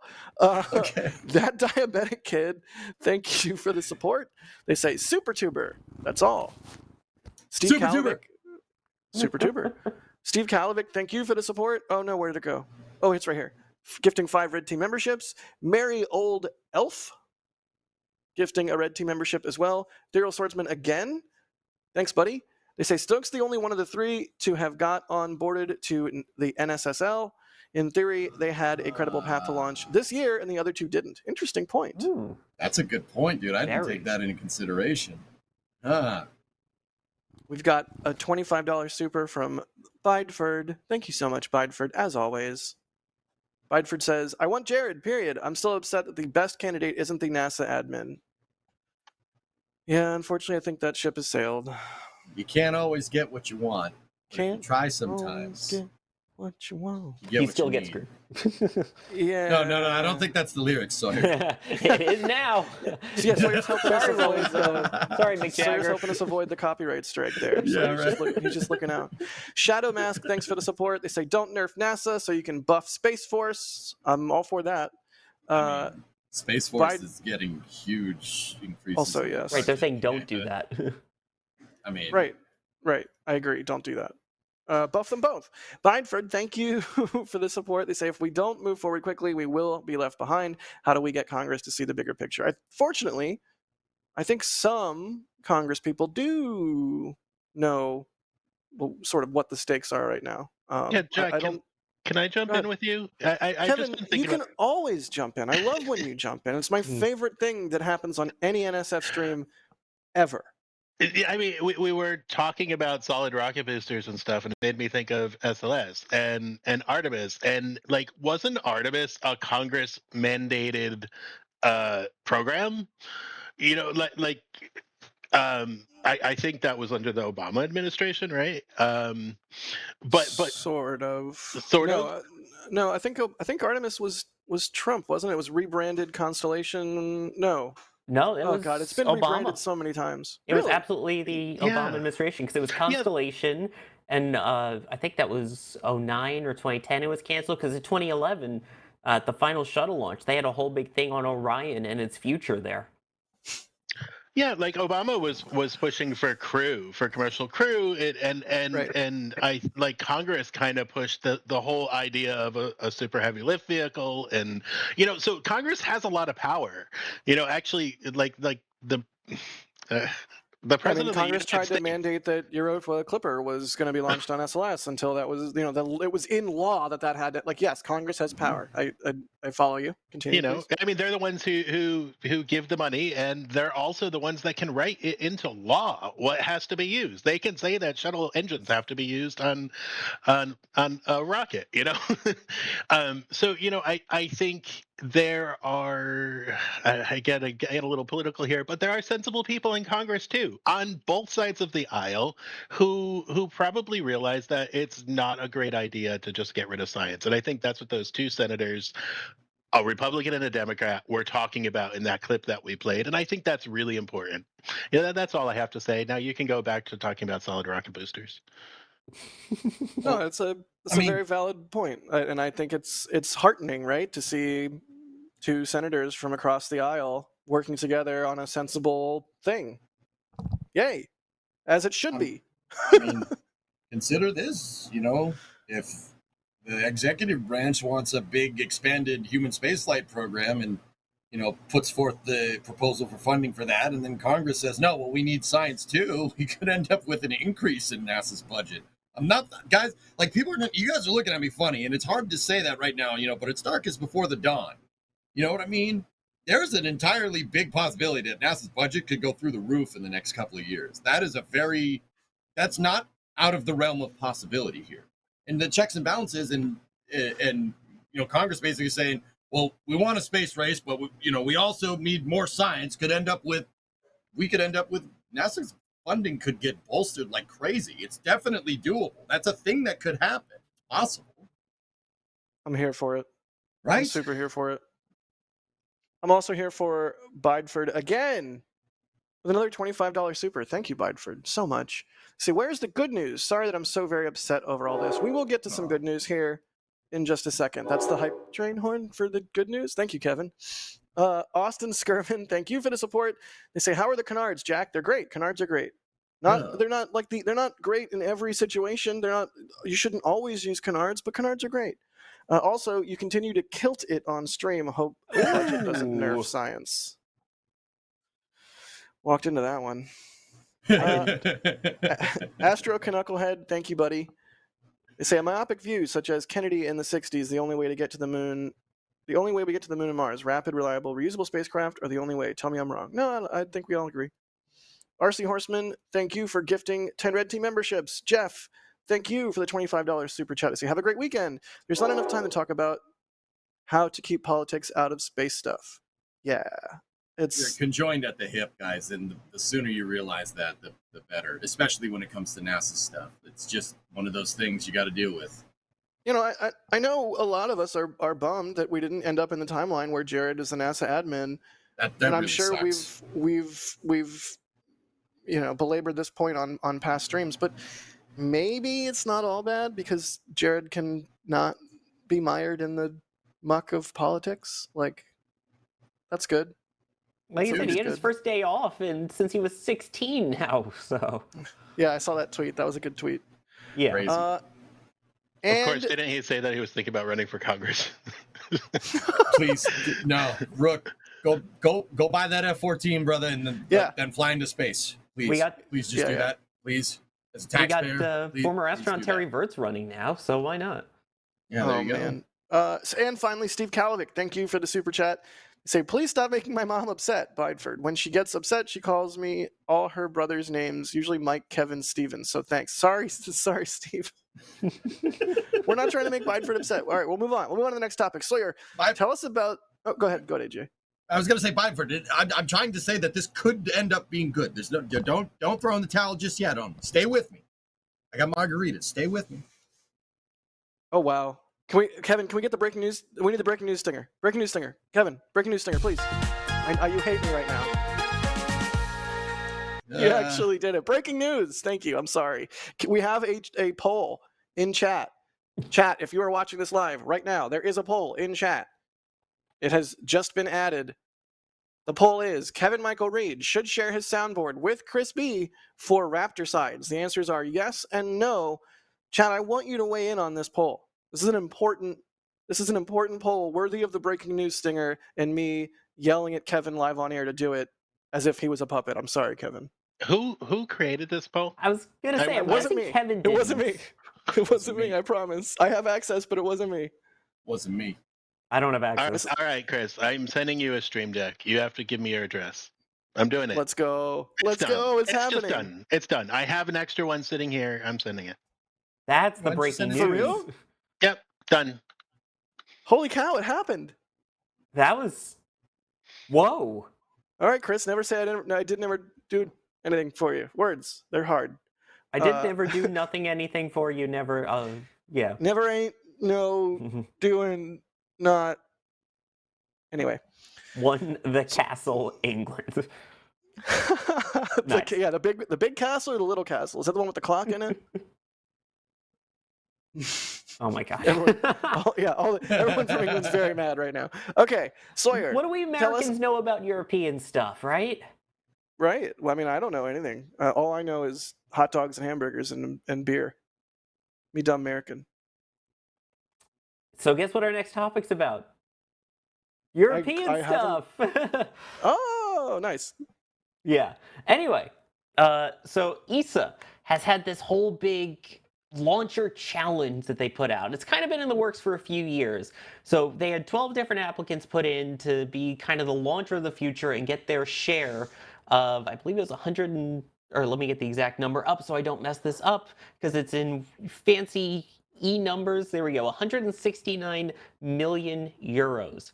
So it ended up that they have now come down to the final 5 companies who will now refine their proposal, and then we will get the final official everything related to it coming up in November. So you could see there, you've got the companies on screen. We had them for a couple seconds at least. So we have, let me just make sure I get all of these right, because the pronunciations I'm going to butcher because I am American. We've got, was it ESAR? Or is it ISAR?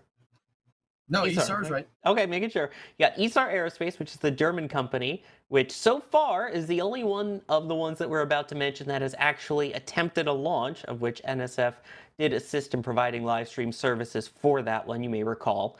Then we had Rocket Factory Augsburg, who did have a rocket on the pad at one point, but then lost it during a very explosive fueling test. So They're a little bit behind on that, but they would also be the German company RFA. You've got Maya Space, which is a French company. You've got Orbex, which is a UK company, and PLD Space, which is a Spanish company. So all of them are working on their rockets now, and hopefully they'll be able to work with ESA and with the partners to get their share of that big pot of money to then create their new launchers. Of which it's worth noting out, not all of the vehicles are going to be reusable. You have ones that claim that they're going to be on the cheaper end, you have ones that are going to be partially reusable, and some that are not planning on reusability for this first stage. There will be a second stage potentially later on where they could get more money and develop further. So this one's component A for 2026 to 2030. Then once they demonstrate, you get component B, where they will work on their upgrades, and many of them had said at that point that's when they would start looking towards reusability. So it's nice to see more getting in the game, and I know I dunk on Ariane 6 all the time because it's fun too, but it's nice to have companies that have options. So yes, you have ESA involved, but to have these smaller companies finally getting into the game and saying, look, we'll provide the launch services for you. They provide different amounts that they can carry to space. You've got different launch sites. You've got the ones in Norway. You've got UK launch sites with Saxiford. So it'll be exciting to see more European launchers. And of course, we've talked to a bunch of these with the Europe, with our words, NSF's European Future in Space series that we've been doing here occasionally on Wednesdays at NSF. Words are hard. Words are hard. I think we can all agree words are tricky, but you did so good, Sawyer. Thank you. I tried. I did a lot of research on European companies today. I'll say that. I mean, what do we think that the market is there for all of these launchers that are coming online? I mean, I know they're trying to diversify from being reliant on foreign companies, shall we say? I don't know. I mean, will there be a great winnowing like there was of the small sat launchers? I don't know. Here's the thing. When you think about it, right now, the only place that Europe launches satellites from of their own rocket is South America. There are no European launchers launching from Europe, which is kind of crazy when you think about it. So if you have places like Talsalinia that work on a lot of these that are based right there in mainland Europe, I feel like it's a little easier to send your satellite to, say, Norway or the UK than it is to have to ship it all the way to South America and French Guiana or send it all the way to the Kennedy Space Center in Florida.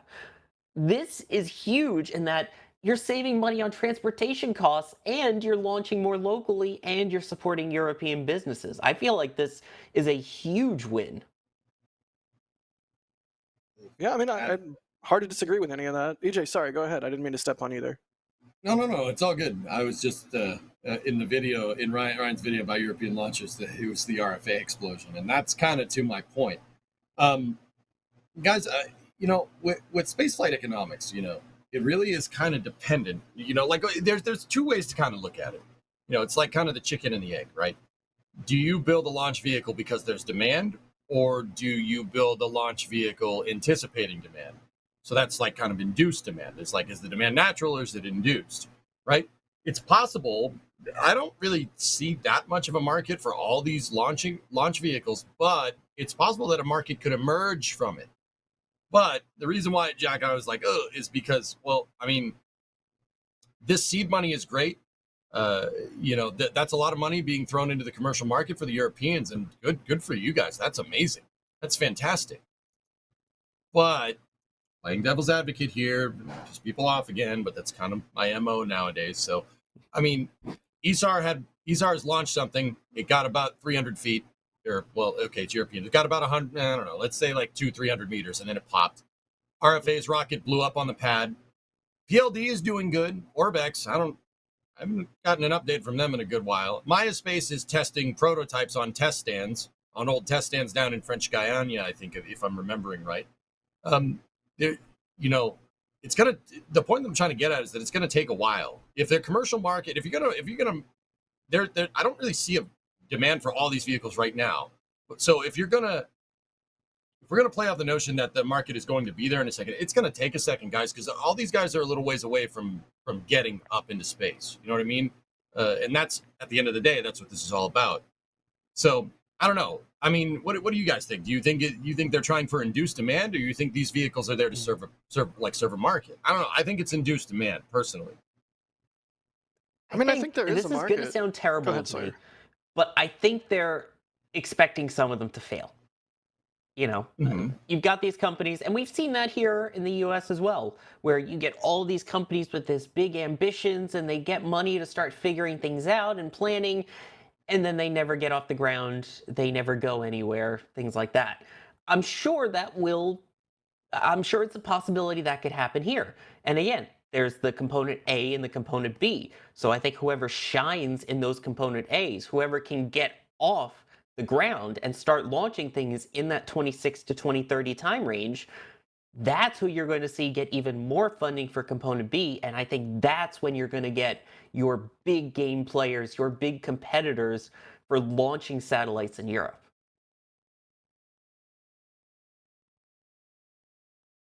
Yeah. Okay, Jack. What do you think, dude? Do you think it's induced or not? I mean, I don't know, man. That's a lot of rockets. I'm just mesmerized by this footage. Sorry. Yeah, I know what you mean, dude. I was thinking Whoever that shot too. that did a really good job. Just saying. Subtle. I don't know, EJ. It's a really good question. I do think as long as the current political climate is the way that it is, Europe is going to want to diversify. So I don't know, what is that? Is that induced demand, or is that actual demand?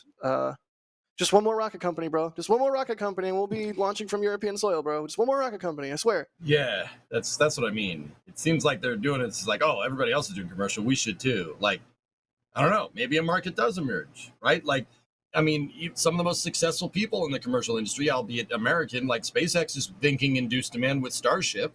There's no market for 100 tons to low Earth orbit every launching once an hour.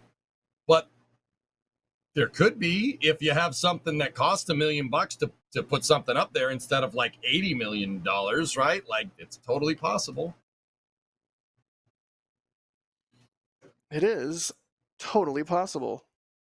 Hopefully, I'm not jumping the gun here.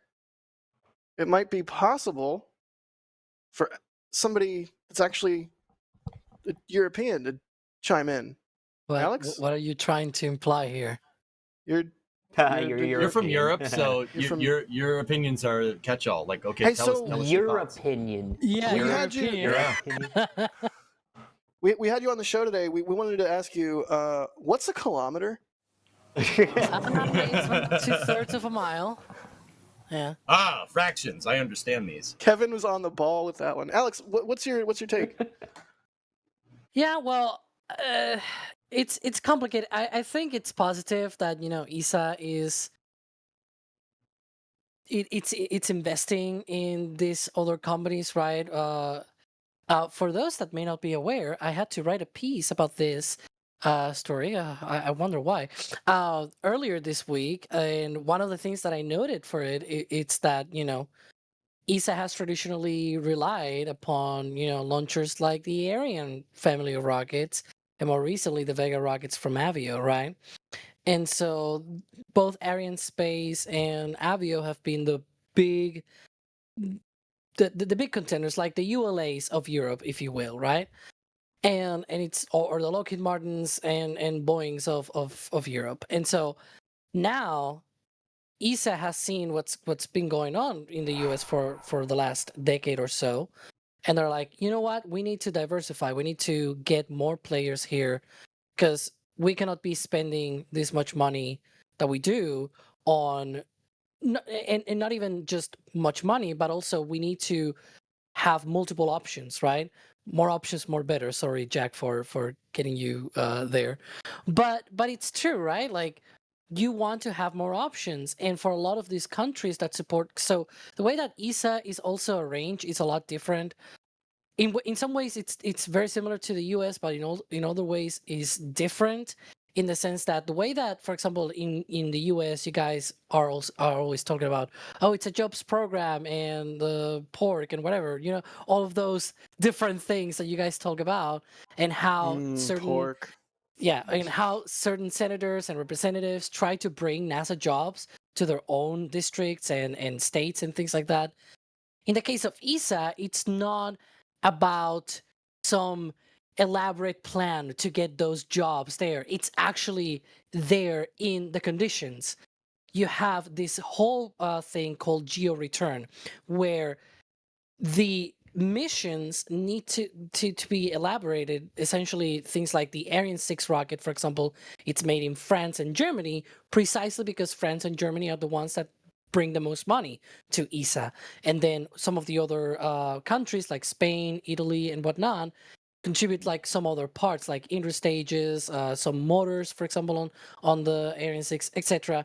My point is, it's a lot harder to diversify, right? And so, for example, this launcher challenge is doing the opposite. It's telling the countries, okay, here are the launchers. Now you got to fund them.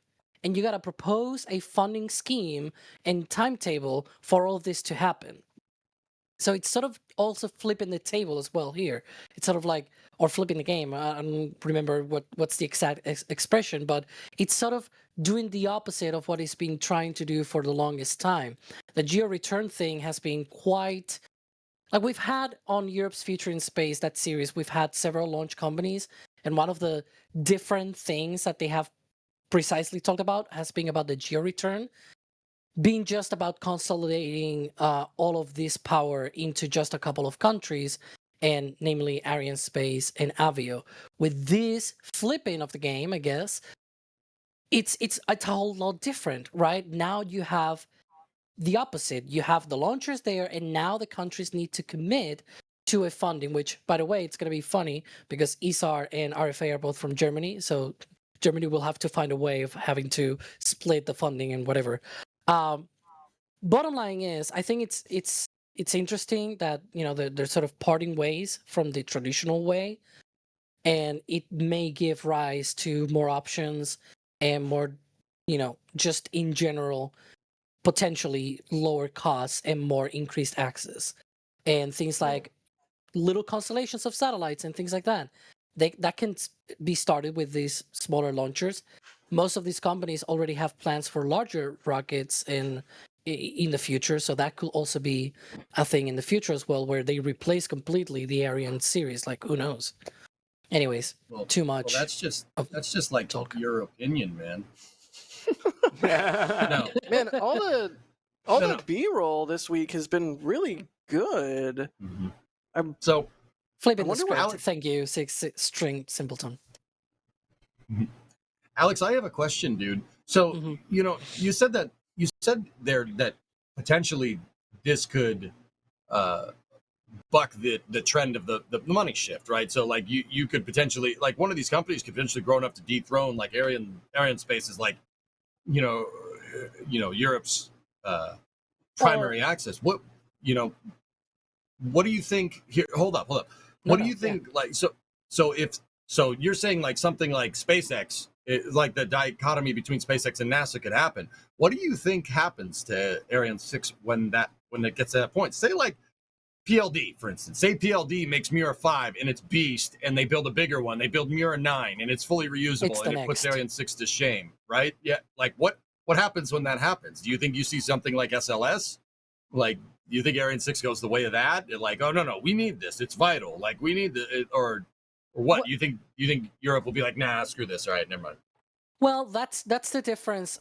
I guess that's why I compared it more to ULA rather than, say, for example, SLS.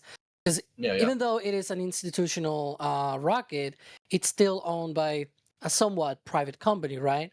And so that means, like, even if it doesn't replace it, it at least will make it harder for Arianespace to sell the Ariane 6 rocket, even to institutional parties, right? Like, even to ESA and things like that. Like, when we're talking about a company that can, in theory, maybe provide the same services but for a lower cost, we're seeing already, for example, on the launch services program for NASA or the U.S. Space Force and things like that, where SpaceX is coming on top now, right?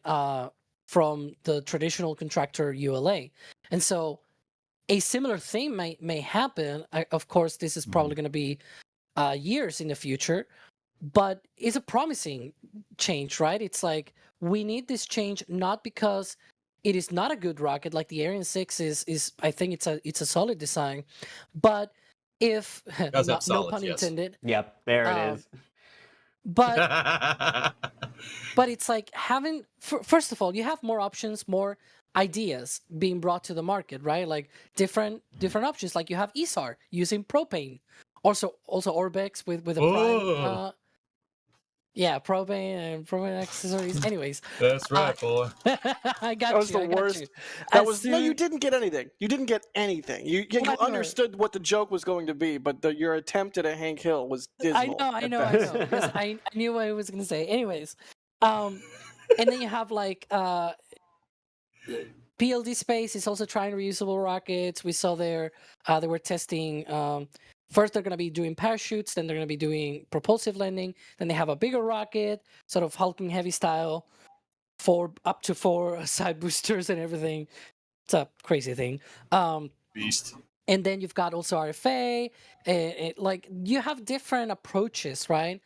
And that means different options. And don't get me wrong, it's not just for ESA, but this can also be valuable for the each of the countries themselves. Like I know, for example, here in Spain, we're trying to get our own sort of low Earth orbit satellite constellation of imaging satellites, for example, to just get things like weather and things like observation of wildfires and stuff like that. We can also use that to sell it to other countries and allies and whatever. Like you have also that option that now you have a launcher from a country, not just Europe, right? And so that launcher can be sold to the institutions of that same country. So you have Spain, you have Germany, the UK with Orbex, you have France.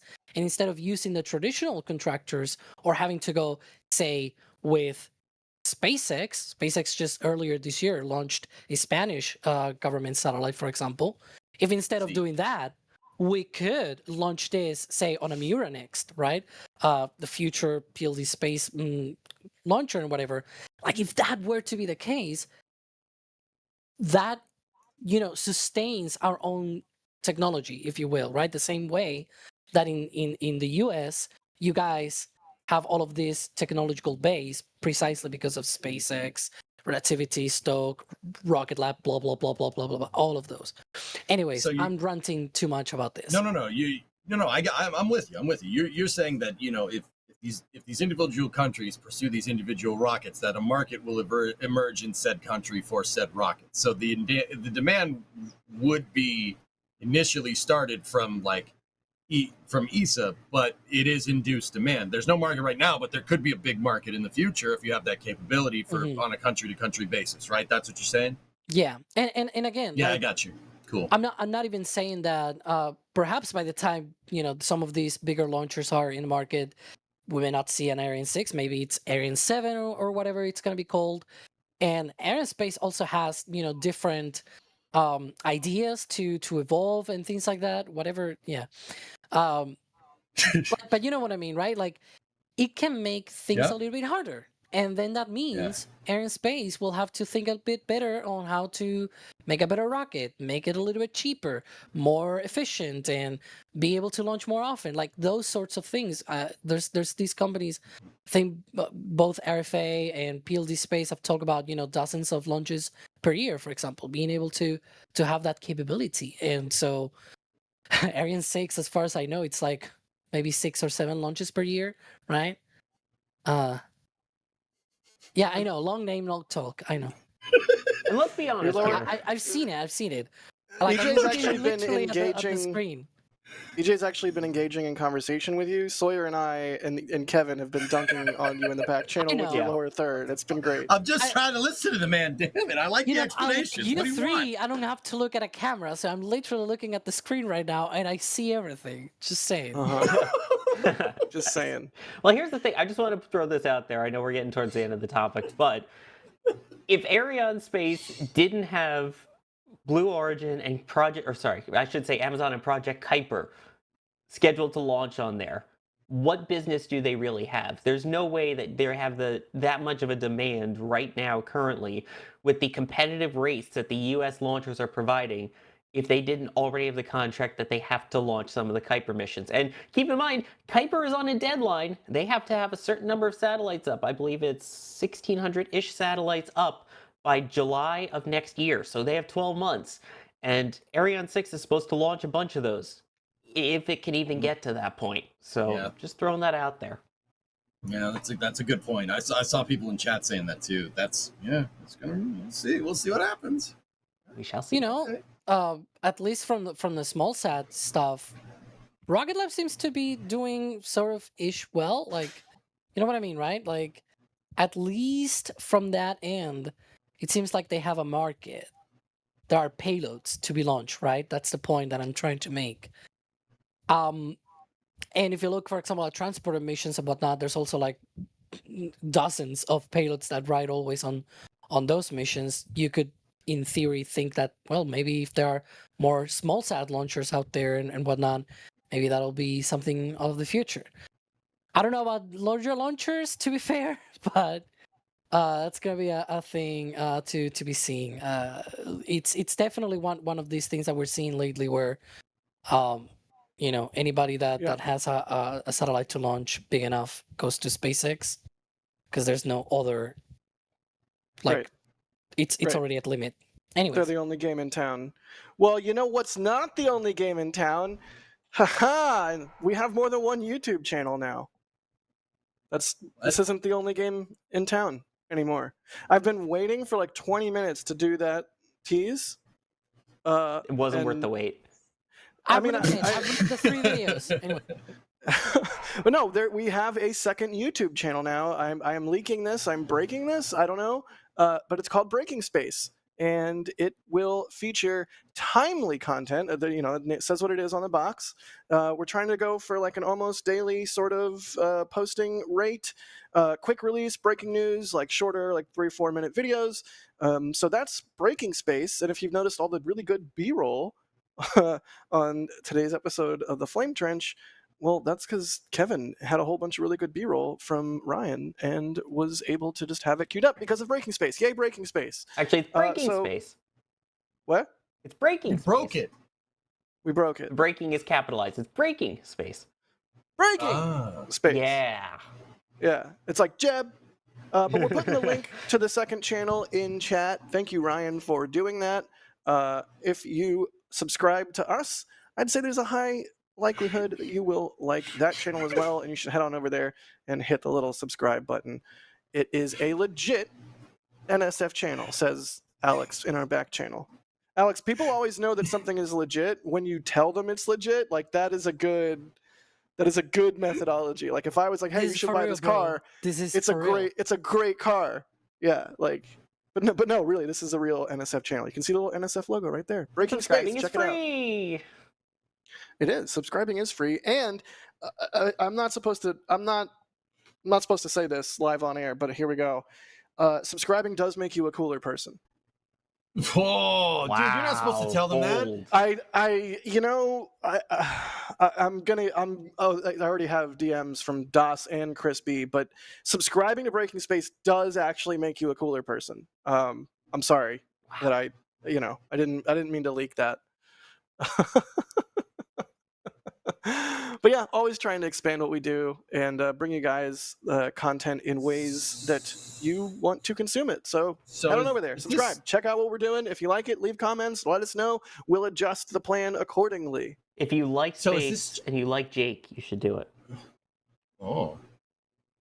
So is this channel for B-roll, Jack, or what are we doing with that thing? No. It's supposed to be like breaking news, shorter content, space news, but like shorter and on its own channel and timely. Like, a lot of times when we have a video in production, it can take a couple days. Some of the videos it takes months, depending on the topic. But we want a place where we can like rapidly get a video out, a shorter It's the video, opposite of an bite-sized, Alex news. answer. Yeah, And right, Alex? yeah. Speaking of Alex answers, like this is probably gonna sound weird, but if you like Twiz, this is also like that. Just the pieces and news that we got on Twiz, it's usually on Friday. Things happen earlier in the week, and news break, and so this is also another way for you to get the news a lot earlier than, say, if you just watch Twiz. Which is We- coming up we after we also- talk about if- Starship, right, Jack? I was gonna say, yeah. I like Starship. Right, Jack? Right, Jack? Jack? Go ahead. Yeah. Yeah. Right? Jack? Jack? Yeah. I was about to be like, but Alex, if the news is breaking earlier in the week, who's going to fix it? But then you forced a transition to Starship. We and haven't talked the about joke, Starship yet. We're already an hour 45 minutes in. Let's the- talk Starship. I like Starship. And he ruined my. I'm going to set the building on fire. Jack, What, like they did to Ship 36 after? Oh, anyway. And there was two squirrels, and they got married, and they left, and then they moved my desk away from the window. Took my stapler and he didn't give it back. And I was told that I would get a piece of cake, and I did not get a piece of cake. And Take I'm gonna help set me from this man with the beard. I'm going to set the building on fire. You're the same The more color you as try your and shirt. force the Help me. transition to Starship, Sawyer, You okay, Jack? the more I'm going to reference Office Space. EJ, do you actually have a stapler? Yes. I did. I bought the red swing line stapler because I like it a lot. It's a really good stapler. That's amazing. Yeah, let's talk about Starship. Fine, Sawyer. We got Alex here. Yay. We can talk about as if I was resisting it. But yeah, Alex, I mean, do you want to just give us a quick rundown? Looking at the timer, That's impossible, looking at the man. timer on the bottom of the screen. I can't see that timer, we bro. have That's... we do have Twist coming up in about 30 minutes, but we got a healthy chunk of time to talk about Starship here, and there's a lot going on. So, Alex, take it away. They're doing more modifications on the ship transport stand. They've also modified the launch mount at pad 1, pad A, whatever you want to call it, to have the ship quick disconnect port and everything, the umbilicals, blah, blah, blah. What else? Oh, yeah. Transfer tubes. Can we show transfer tubes? Oh, Okay, we can. Super I was- tuber. I was sort of stalling. Sorry, I'm looking Super for the tuber. post. Okay. Where's the post? Where's the transfer to post? I love when Kevin puts on his "I'm helpless" voice. It's like the verbal equivalent of puppy dog eyes. Like he knows what he's doing. It's an intentional. It's like, but I don't know where it is, and that means Alex is going to be like, "Bing, bing, bing, bing," and pull it up in like 3 seconds. So I Yeah, can it's see his it. way I of can see screaming he's got that it. it's not already in the show happening. doc. Yeah. He's already got it. It is in the show voice. doc. It's just not like screaming Obvious. at me right now. So Yeah. here we go. Hold on. It's coming. It's coming. You want me? Do you Yeah, want we me to should- scream at you? We should talk about transfer tubes. That's a good point, Alex. It was Look Super at that. tubers. the first annual Nice. transfer tube day on the 9th. We all celebrated heartily. I hope you all had a good transfer tube day. It's Uh, super tuber. I think we can all Super stop tuber. calling it a downcomer now, which is great. Super tuber. We shall not. We can call it. You can call it a super tuber. I'm fine with that. Super But tuber. we all know now that it's not a downcomer. I think we can all agree that it's not a downcomer. It's a transfer tube. Let's go. I'm not mad that that particular tweet has done better than imagery that I have absolutely slaved over and stressed over and cried about. I'm not mad about that at all. So, Jack, I got a question. Does methane come down this transfer tube It also Okay. goes up it. Yeah. slowly? But No, not slowly. Have you seen how fast they fuel up the rocket? They fuel that thing up in like 45 minutes. It's fast. Yeah, but it defuels at an 8, like less than 8. What are you talking about? Sure. Yeah, the fuel goes out faster than it comes in, but I wouldn't say it goes in slow. You're just trying to weasel around. I know what you're trying to do here, dude. I'm not. This is my first rodeo. Jake's giving you the SpaceX cold shoulder for tweeted. that. SpaceX did a tweet with multiple images They called it a transfer tube. I have a ring watchers diagram saved on my photo roll from like 3 or 4 days ago, and I love the ring watchers. They're great. But it's labeled a downcomer in that diagram, and it's not a downcomer, it's a transfer tube. It's a transfer tube. They called it a transfer tube. We've seen labels. That's why I always call it a transfer tube, because we saw labels like years ago. Mary or I got shots of it. Maybe it was Nick. I don't remember. It's a transfer tube. It's a That's a transfer really tube. big They, transfer tube. Wrong. they called it a transfer tube. It's Can we really put big, this to Jack. is wrong. What? No, Jack. What's the name of the tallest building in Chicago? Sears Tower? Yeah, it is the Sears Tower.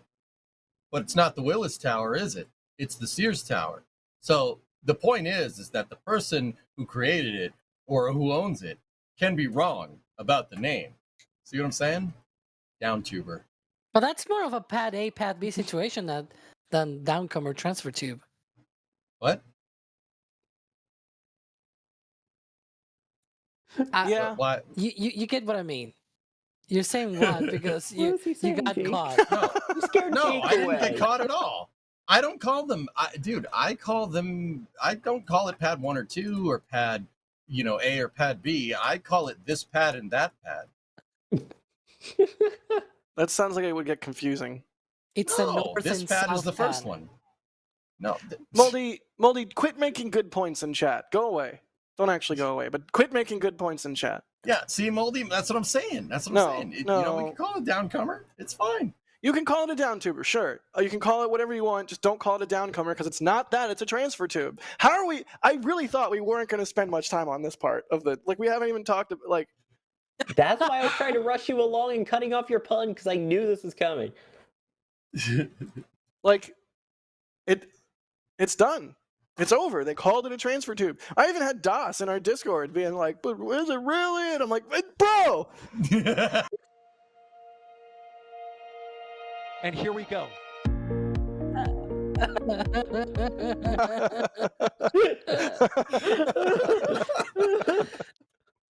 Here we go. Let's start. That's pretty good. Get the outro. Oh, man. Anyway, so yeah, the transfer tube for it's the first version 3 booster, right, Alex? Yep, that's booster 18 for you, man. And it's like a big chunking tube there. You can see it. Yeah, so they mentioned, transfer tube, not downcomer. Let's go. They Broken clock, right twice a day, baby. Let's go. Come on, Luca's happy too. Luca's a good dog too. She's right twice a day sometimes. Even a bald sorry. squirrel finds a nut. Were you the first one to post on this SpaceX post? To reply? Or is it just because, like, you're my friend, you're near the top? Like, I don't think I was the first, but I was fresh out the gate. Like, as soon as I saw that come through, because I do have notifications on for SpaceX. We are a news organization, and I like to be on top of the news.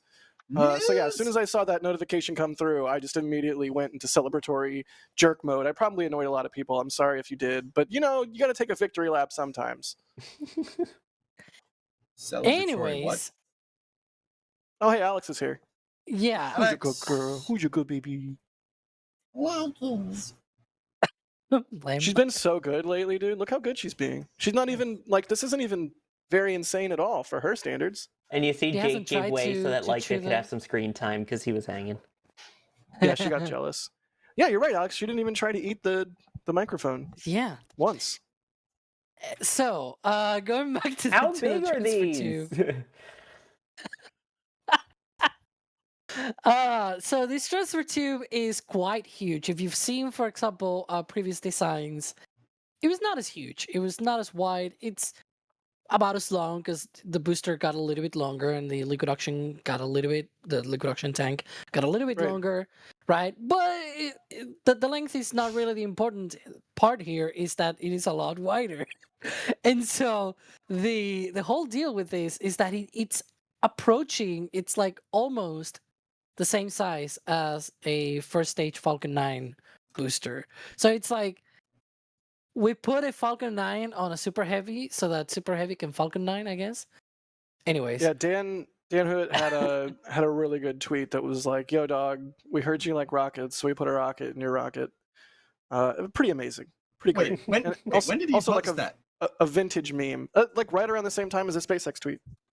Oh, because I posted that. Wait, did Dan copy me or did we both? Come No, up with you the same copied thing? Dan. You Damn! copied Dan. Oh. Well, you know what, dude? You know, I love you, and you're really funny. So, and you know what, dude?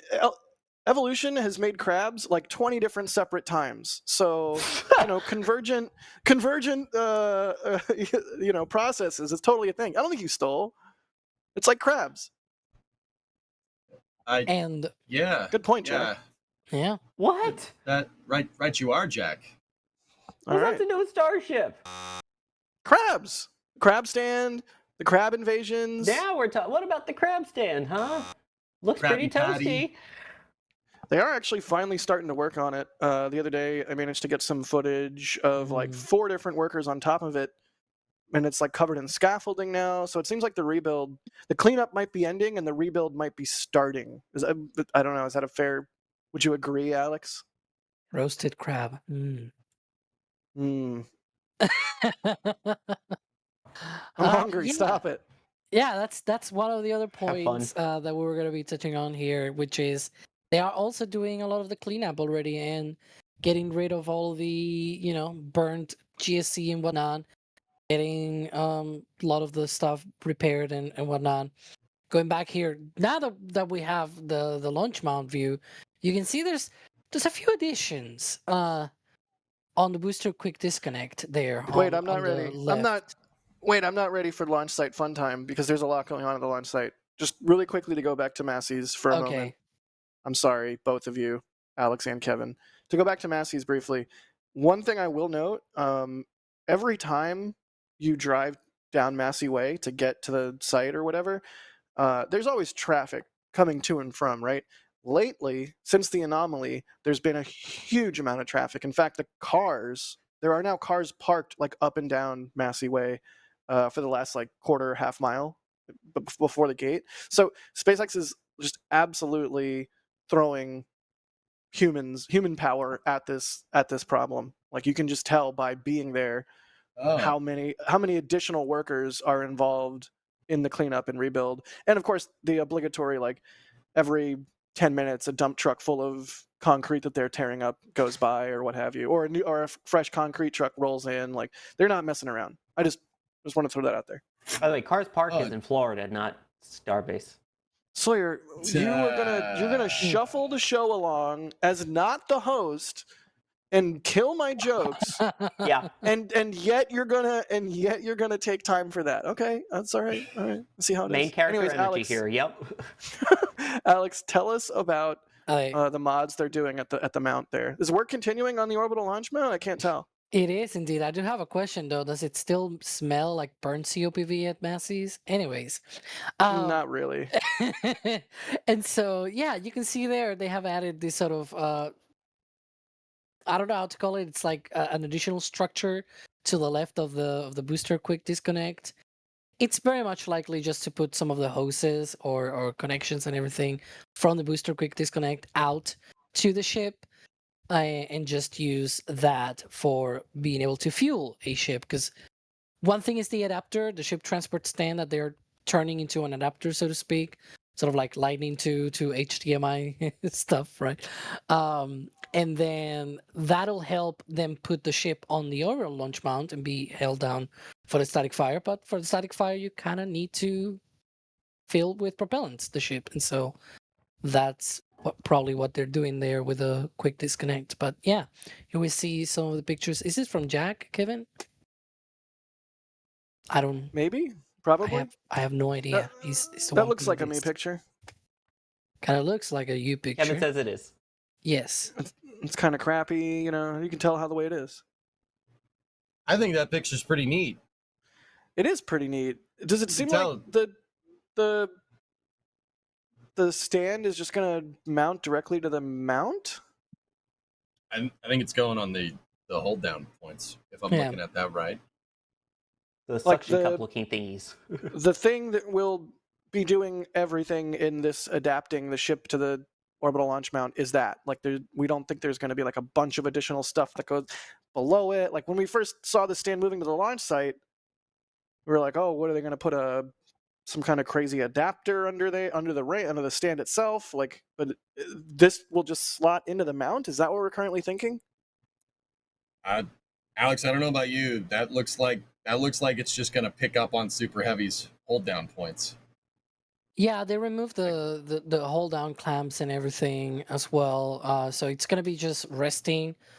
Like the way that it seems like they're gonna be putting it down is first resting it on the support pedestals, right? The arms themselves, and then the hold downs will be installed and bolted to the transport stand, right? Yeah. What I mean by removing the clamps is like the actual clamping system on top of the arm, not the arms Not the arm. themselves, right? The Yeah, arms yeah, are yeah. there. They sort of, the booster, the rocket in general just sits down on that, and then there are clamps that go on top.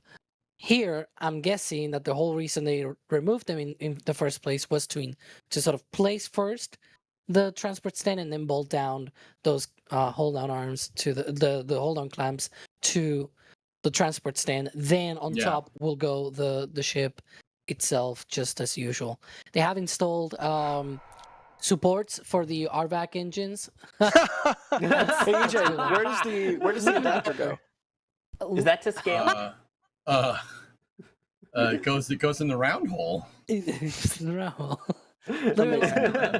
a high-tech simulation. This is what your member support goes towards: our cutting-edge, technologically advanced computer graphics. Do it again, Kevin. Do it again. A little bit lower, Kevin. Hang on. Let me see if I can. It's gonna be sitting down there a good ways. Down. Little bit more. Just a tiny bit. There we go. Right there. There. Yeah. Perfect. I mean, that's honestly pretty great. Alex, I got a question for the modified ship quick disconnect that they're gonna make. Do you think they're just gonna tap off some hoses and just zip tie some hoses to that structure that's on the side there and just kind of hook them up like they used to do back in the day? Like just hook up a bunch of hoses. Do you think they're gonna get a whole SQD plate? Hoses. I wouldn't be surprised if it's a mix of both, in the sense that to be able to connect to the ship, you probably will need the quick disconnect, but you could on the other end of the port, you have the hoses coming out of the booster quick disconnect, right? Like you just yank the hoses for the booster quick disconnect and sort of make an extension up and above, and then you put the quick disconnect port on the other end, and that can serve as your interface with the port on the ship. And they actually we've seen, I think it was last week, they took one of those from the Mega Bay 2, and so maybe that may be used for this contraption. We'll see. We shall indeed see. Yeah, I kind of just expect it to be some flex hoses. It's just a big adapter. It's a big old dongle. And I guess technically get destroyed like we saw with all the Booster 7 stuff when they kept ripping the hoses. Oh, jeez. R.I.P. White Hose. Never forget. What was that, 2022? Yeah. Oh my god. That long ago? Oh my god, my brain. Yeah, so they've been doing more mods on the launch mount there. They also took a panel off the back of the BQD and have been adding like a truss structure on there. So that'll be interesting to see how that shapes up. I'm also curious, how long is this process going to take, and then how long does it take them to revert it back to launch capable? Well, Jack, this is where I'm really this is what I was going to say. How long is it going to take? Well, clearly it's going to take less time than what they foresee Massey's to be rebuilt as, right? Like, why would you do this if they could rebuild Massey's quickly? Like, clearly this is going to be faster than doing that, right? So I said before, and I still stand by this, that Massey's will be operational in 3 weeks at the end of July. I really think so. I mean, look, they've already got it ready to go. Alex was just saying that it is ready to be it's pretty much ready to be rebuilt. They're going to go fast on this. So that tells me if they're going to have this done, if they're going to have Massey's done by the end of the month, right? This thing is going to take less time than that. So I'm thinking next week for this thing. Really? Yeah. Think about it. Why would you waste your time building this when it's going to take the same amount of time to rebuild Massey's? They're doing this because it's clearly faster. I mean, if you told me after Ship 36 exploded that they were going to graft a transport stool to to pad A1 and just send it, I'd be like, I don't think so. I think we talked about it. I think we talked about it that week. Yeah. Like the next day, we were like, milk We were just stool, like, ha ha ha. Yeah. Wouldn't that be funny? Like, oops. Here we are. Right? Star stool. Yes. Thank you, Alex. Those trusses they put there on the booster quick disconnect. I think it took like less than a week since we started seeing them work on them next to the launch mount. Yeah, maybe a couple of days. I remember, you probably remember it better because you were thinking about it, where it was like, it seems like they're building something next to the launch mount. Can you take a look at this? And I think that was like on Monday or something. I don't know. But it was this week when we started seeing that, and it's already there. It's already installed. Hooray. Speaking of this week. Yeah, so... Oh, wait, go ahead. Going back to this, so one of the things that was mentioned as well with the transfer tube is that, as Elon puts it, it's also a sort of fuel landing tank of sorts, or header tank or whatever. I don't remember the exact expression he used. Yeah, fuel header tank than a transfer tube. So one of the things that happens with Super Heavy, even though it doesn't do the crazy acrobatics of the ship, it still does quite some flips, right? Especially at boost back and everything. And even during the landing, the swings and everything that it does, with very little fuel amount that it has, it needs a landing tank and a header tank in general, right? For the current version of the Super Heavy, they had a dedicated header tank for the liquid oxygen around the transfer tube, around the fuel transfer tubes. The fuel transfer tube, it's called like that because the methane tank is on top. You need the fuel to go down to the engines. So that's what the tube is for. And so I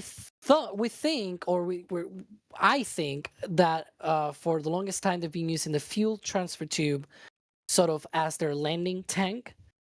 But now it's wider, which means it can hold more of this fuel. And likely it is also for the boost back. And there we can see also on the text of the SpaceX tweet, it says something about a reliable flip maneuver.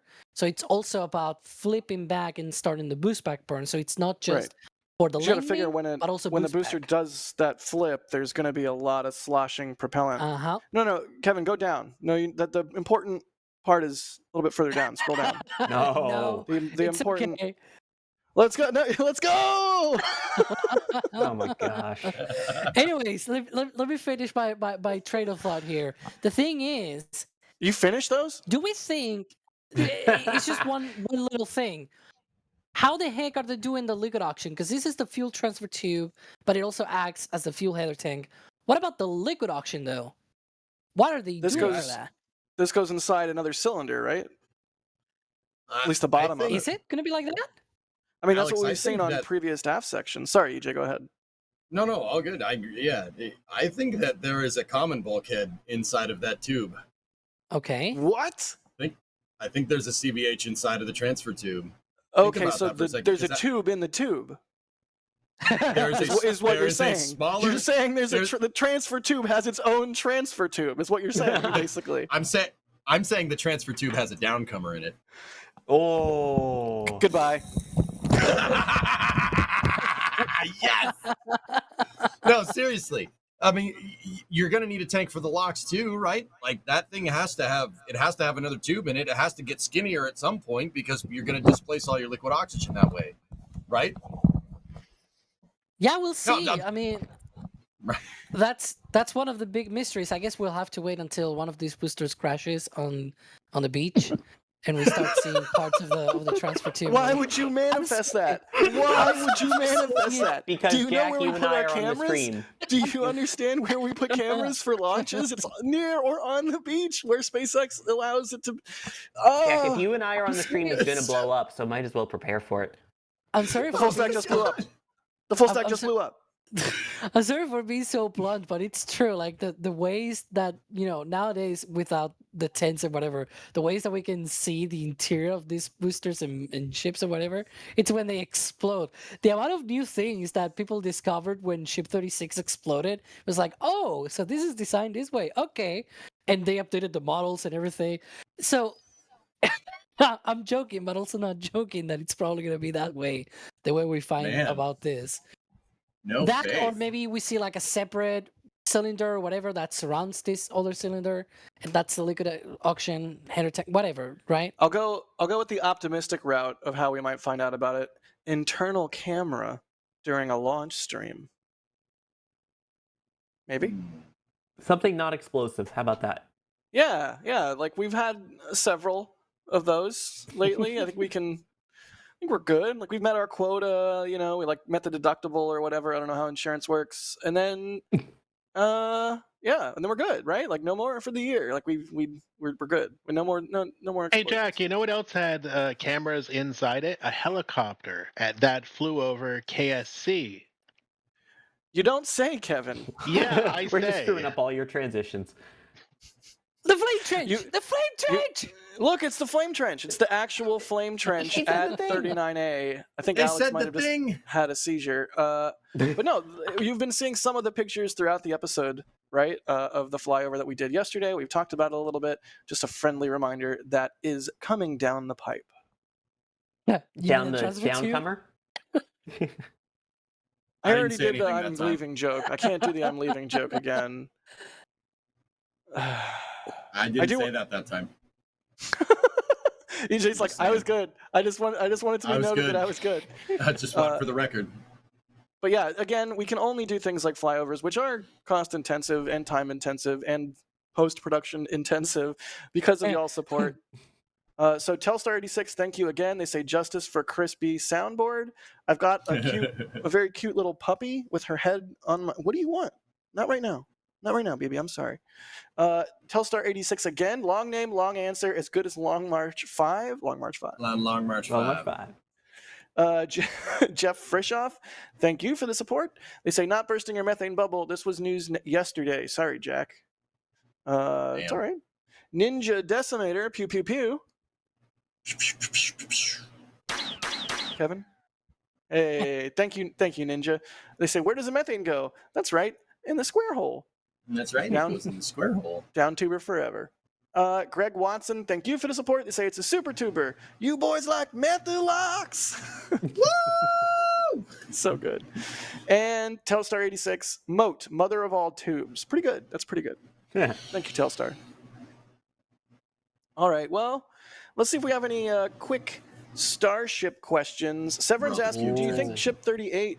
Oh, look at that. Is that the mount? It is. Dude. That's a good-looking mount. That's over at Roberts Road. That's a nice-looking mount, boy. I tell you what. Slaps hood. This baby can launch so many super heavies. Oh my goodness. I would like to quickly address one thing that I'm seeing in chat. The August 4th thing is just a Federal Communications Commission license. Like, just it's not any official launch date. Carry on. We are carrying. Severin wants to know if we think, or when we think 38 will be cryo-tested. Ship 38 needs to be cryo-tested. They want to know if we think it'll happen before or after Ship 37 static fire. I'm going to go with after. EJ, what do you think? I would say either something concurrent, a concurrent operation, or after. Yeah, I'm kind of with you on that one. Sorry, what do you think? I think they're going to wait to do that at Massey's, so I wouldn't be surprised if we see Ship 37 do its thing. And then if Massey's is ready, they do Ship 38. If not, maybe then they use the janky setup. Alex, what do you think?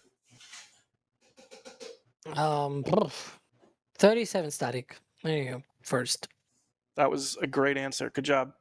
And while we're looking at these aerial shots of KSC, Severin also wants to know, do you think they'll build a Massey-type facility for Starship testing in Florida, and when might construction for that begin? Have we seen any indications of anything like that, Alex? I think it's just going to be at the so-called catch tower location. Probably. That makes sense. At each of the launch sites.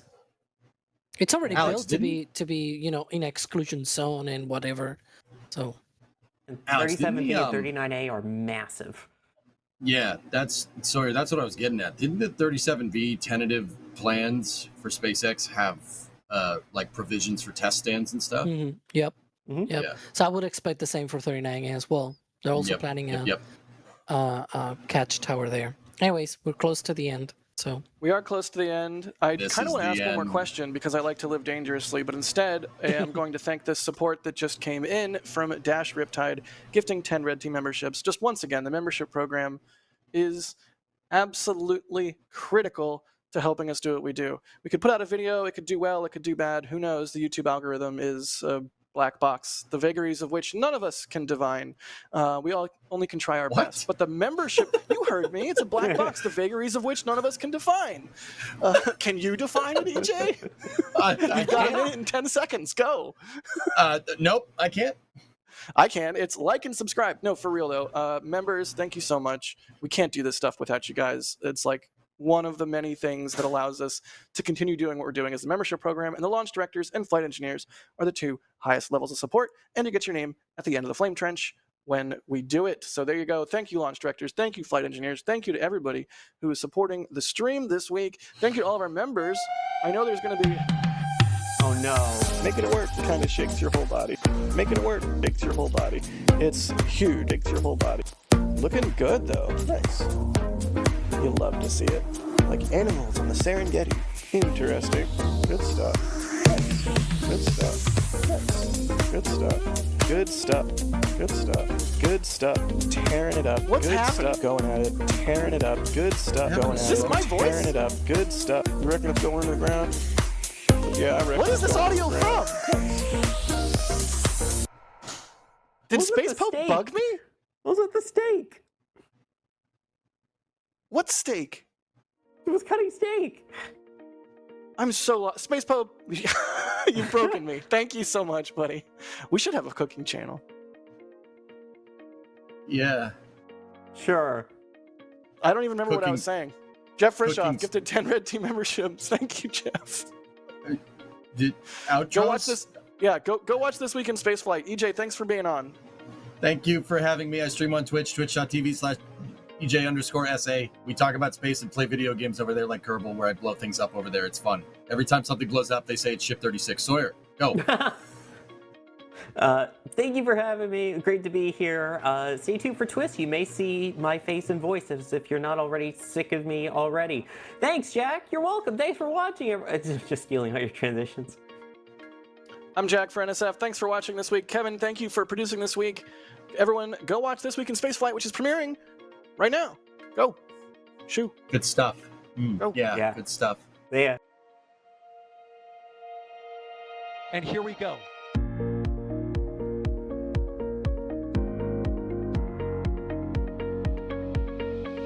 We have liftoff. Propulsion continues to be normal. RCPA chamber pressure looks good. Probably not.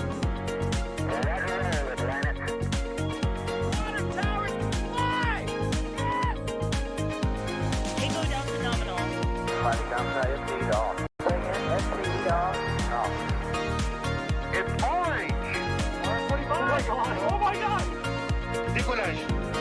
Look at that. Put that in the big bag, 343 unfolds to go. Indeed. We rise together back to the moon and beyond. This methane would be igniting the flare, correct? Yikes. You read? Sure. We don't need any more of these.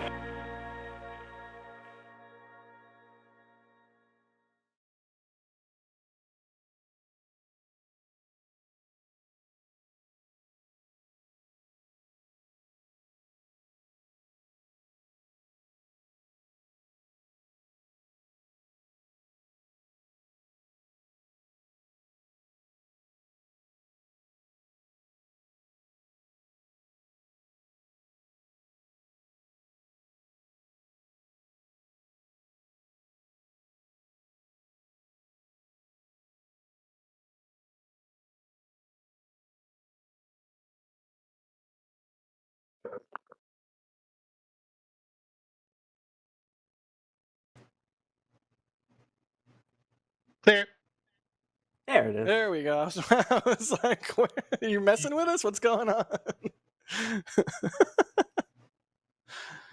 Thank you both. Thank all three of you. Thank all four of you. Alex, Sawyer, EJ, and Kevin. I did not No. have any gas in the tank this week when we started, so No, thank you, Jack. no, I'm being genuinely Okay, earnest. we like, got thank you, man. What are you eating? We got you. What are you eating? Nothing. Nothing. These EJ. nuts? Oh no, that was earlier. What? That What do you want? they're still cleaning up. Bro, do I have to say what I told you in the back channel? Well, why don't you and Negative Nancy go out on a date? You guys can just agree with each other, okay? What did you wait? What's Sawyer's response? I said I'm so lonely and single. I'd go out with Negative Nancy. Is she hot?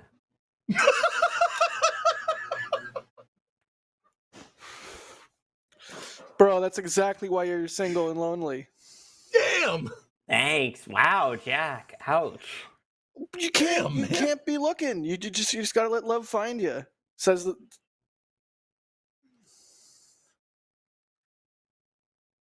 I I didn't think you were gonna mention the Tinder part. I just like to joke that you was called an influencer. Savage. I got text messages and DMs about that remark. Really? I thought that was already known. Like that when we talked about that on stream a lot of times. Oh yeah, we've talked about we've talked about the influencer part. We never talked about the fact that it was while you were on the Tinder date. Oh, whoops. We talked about just that. Oh, we joked that you were called an influencer. We've made that joke.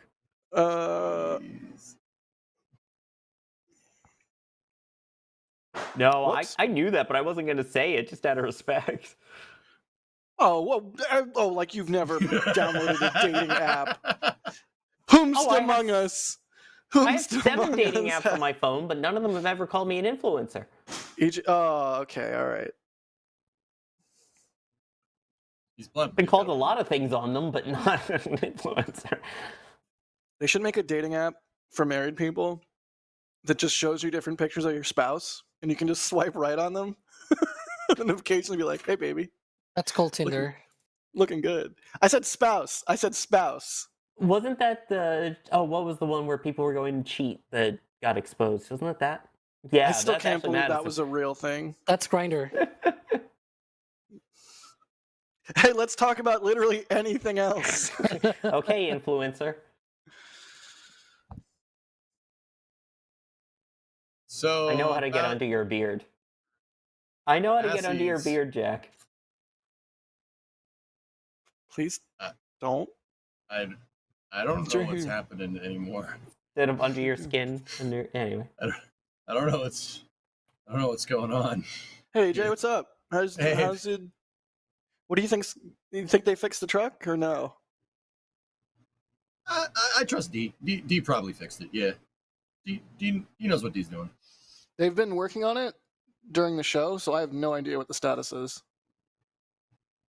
Kind of scared to find out. I told D to send me some pictures and I could help, but he never. Gomi, I guess, took care of that. So. Well, Gomi did roll up yesterday and kind of saved the day a little bit. What's going on with my beard? It looks fine. Why is there like a hole right here? Do you see that? Why is it? It's not symmetrical. Oh, yeah, look at that. Dude, no one's beard is symmetrical, dude. The more you look, you're more going to see asymmetries, and it's going to piss you off even more. So stop. Put it to bed right now. I mean, you're not wrong.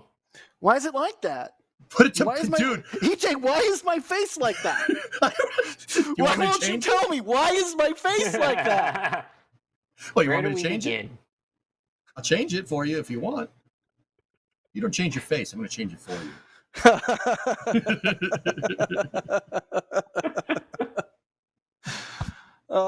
But no, that was I enjoyed the show this week. Thank you for. By the way, can I just say Credence had the best line when we were talking about the Negative Nancy? They said Debbie Downcomer.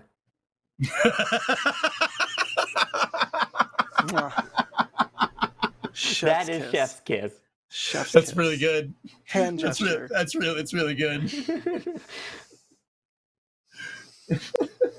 Oh, is it because I vape? Is it because I'm always doing this and I'm like shearing off the hair over time? Like, what is? I'm telling you, man, you got to stop. Welcome to my neuroses. This is the neuroses edition of the Flame Trench.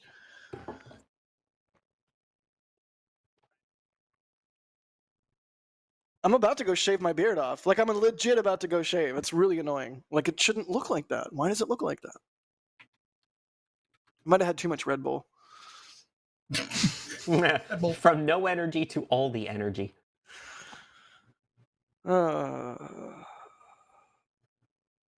Membies, how y'all doing? Twitch chat says it's a lot of things: vaping, touching your beard when you don't notice, spilling food. Oh yeah, that's mine's thinner right there, just because that's always where I end up rubbing it. I'm not even a righty. I'm a lefty. Mine's pretty good. Oh, Alex. That's pretty good. Alex, for Christ's sake. For Christ's sake, Alex. Missed that one. The funny thing is, like, I waited like 5 minutes until I actually caught it, and then I laughed. Kevin,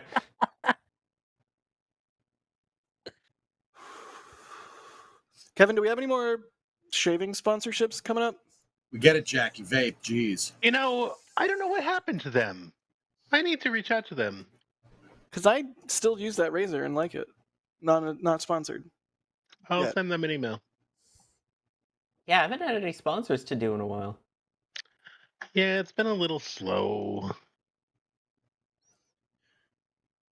John, the answer is, honestly, whatever is the least disgusting one in the store. They're all not great. This one is lemon cola. It is not great. Topo Chico Jack. I like this brand, and so when I go to the vape shop and they don't have a good selection, but they have this brand, I just get a terrible flavor. That's this brand because I don't know what is good or bad. I just know experience, etc. Anyways, nobody cares. There you go, John. Hey, The cherry wasn't so. Chat? Sorry, keep going. No, you're good. Moldy, the cherry was good. The cherry cola was good. In fact, that's the only reason I can stand the lemon cola is because in my head, I'm like overriding the flavor to pretend that it's the cherry cola. Dude, Falcons, you watched me play my summer car the other day. That seems like more work than fun. You play that game to have fun. You play that game because the game needs to be played. Does that make sense? It needs to be played? Like it compels you to play? Yeah, it's like the uncaring void. You have to stare into it. Kind of. My summer car it's a vibe. It is. Yeah. Summer car is like that. EJ, do you ever mess with City Skylines? Yeah, I have like 5,000 hours in that game. Can you help me be less bad at it? What are you trying to do? Oh, I suck at it too. I always get to a point where my city is like actually churning along. I'm earning like 100,000 currencies per time unit or whatever. And just be good. He's right, but Alex, get good, yeah. Alex, I swear to God, Alex. Just be good. I swear to God, it's how it Alex. works. So, like, your good. last city, Jack, what went wrong? Oh, it's the same thing every time. Okay. I get to a point, everything's cooking along, I'm making a bunch of money, and traffic snarls so bad that goods can't get to places, buyers can't get to places, workers can't get to places, and then everything just atrophies. And I've tried roundabouts, I've tried prioritizing roads, I've tried making things walkable. I think my primary problem is I suck at transit. I need to get better at putting a lot of transit in. Yeah. What's the maximum amount of citizens, I guess? Everybody that's not EJ right now, shut up, because EJ was about to say something helpful. Okay. Alex is not wrong. Like, it's correlated to population in some way, shape, or form. Dude. But the big thing is that, so when I play cities, I analyze the traffic patterns. If I have a traffic problem, the first thing you got to do is you got to figure out why that problem's there. And I think can I like share my screen with you right now? I don't know. Can you? Are you playing right now? No, but I'm booting Steam as we speak. My Oh guy. my goodness. Okay, that's a sign for me to just get out of here and go to sleep. Oh, I'm Alex. I never play video games on VC with friends. That's not something I've ever done. Oh, I'm Alex. I'm gonna get out of here. I don't play games while I'm on a live stream though. I never Because do you're that. not as Never. cool as EJ. Because you're not as cool Never. as EJ. I've done that from time to time. I'm not. What do you mean, Star? No. Aircraft landed on? No. I've never done that. Never. Why? You know, streaming game. Okay? Like, I just want to put this out there. If you're good at the game that you're playing, you know you can make money off of that, right? Like, I'm just putting it out there. Like, just putting it out there. Might be a little anecdotal, but I put a lot of time into this game called Take Pictures of Rockets, and you know what? It actually worked out. It's a crazy game, though. It's like absolutely insane. There's like the weirdest hours. You're basically on call 24/7. But hey, fun game. So, Jack, what you got to figure out, the biggest thing you got to figure out is like find your nearest traffic jam. And are you playing Cities 1 or Cities 2? 1, and I have a buttload of DLC. Cool. All right, dude. Actually, believe it or not, I hated Cities 2. I'm gonna go back to playing Cities 1. That's what. So context. Yeah. Moldy Space is the one that City pilled me, and Moldy Thanks, Moldy. was the one that told me what mods to get, and basically also said Cities 2 is skippable until it gets good. Are you city Yeah. maxing too? Oh, I City 2. You Oh. should see. I built all kinds of cities in cities, man. It's All like right, I'm KSP2, although I'm sharing my surprisingly not screen. dead yet. I think. Am I sharing I'm my not screen? sure. I'm not sure if Kevin can put this up, but Can you see it? yeah. Yeah, I see can. I don't know how Membies would. Sorry, Membies. Hold If on, you let me can't. see what I can do. Just gonna have to Sorry, imagine Kevin. it. It's theater of the mind. So, the big thing that you gotta figure out, dude, is, and this is super important. You have to figure out where your traffic is going. So in cities, you have a traffic diagnostics thing. If you click on a vehicle, right, in the You can see box its that route pops or up, whatever. you can see its route. You can see where it's going. So you said that everything gets clogged up with all kinds of stuff. So that means you're mixing industrial traffic with commercial traffic, mixing it with citizens traffic, right? That is the cardiac arrest for city design.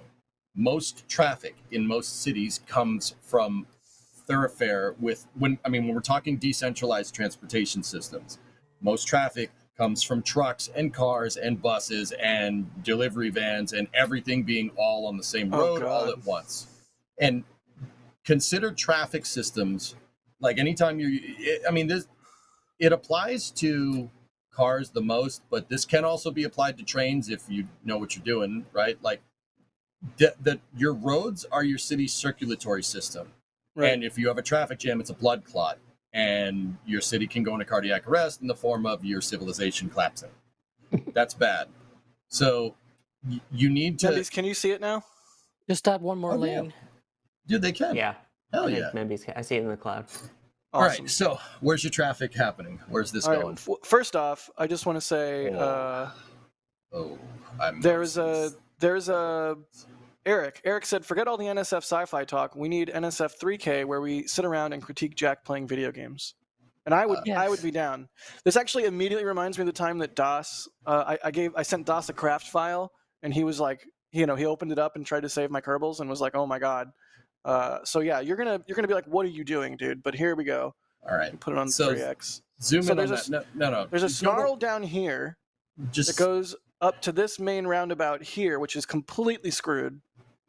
Oh my god!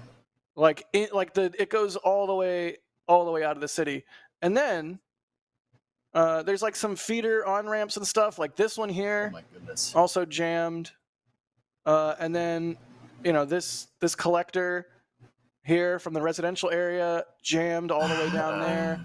This roundabout in the residential area jammed, even though it's got some access to the highway over here. This is actually pretty good over here, but then you get into where all the collectors are, and also there's a stupid cargo hub here, which this is like probably the worst of it right here.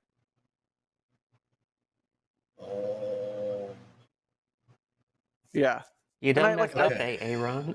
I tried to solve some of the problems with the intersections with roundabouts, and that just did not. It did So not. okay, here's the good. thing. Here's the thing about roundabouts. So first and foremost, one, okay, roundabouts are good, but they are good at medium to low traffic flow capacities. All right. So what does that mean? They're good in residential areas. They're good where there's light traffic. Roundabouts absolutely suck for industrial, heavy traffic, or high flow scenarios. But They EJ, are awful for them. But Awful. EJ, I don't care what anybody. I have this community thing that says good for high density zones like medium residential and commercial. False. That is 100% wrong. The reason why, and Jack, you've probably seen this firsthand at Boca Chica. What happens when that stupid roundabout saturates with cars? That's so real. Everyone just parks in it. It's literally just a parkabout now. It's not a roundabout, it's a parkabout. That completely defeats the point of the exercise. And like I said, everybody in Europe is all like, oh, roundabouts are the end. No, they suck in high traffic situations. They are absolutely god awful. And that's the fruits of that labor there, dude. A light interchange, so like an interchange with lights has a much higher flow rate than a roundabout in heavy traffic scenarios. Yes, absolutely. This is proven. So you're saying if I kill this and turn it into a four-way, it'll flow better? Zoom in on that roundabout. Also, what the heck is this? Sorry, what is this logo here? On my monorail? You don't have a route connection. What does that mean? You have to make routes. It has a route. Yeah, but the route ends. The route is not complete. That's what that says. Oh, okay. I'll figure that out later. All right. So zoom in on the roundabout. So you got a lot of things going wrong here. All right. You're committing.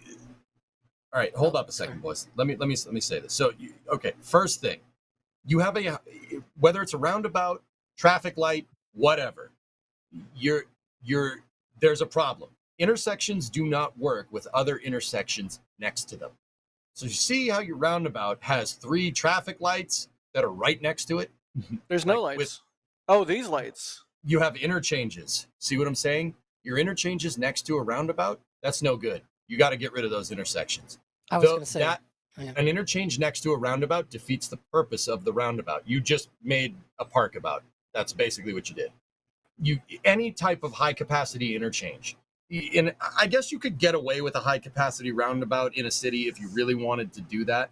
I never do that with my design, and I would not do that. Like that's too much.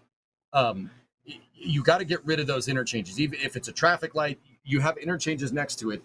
Lights that are within like 100 feet of each other don't do anything. That makes it useless. You're just making speed bumps. So okay, so kill this intersection, like kill these 2 feeder roads and kill this intersection? Yes. And just make it straight. Mm-hmm. Oh. Now remake the roads, but don't have them connect.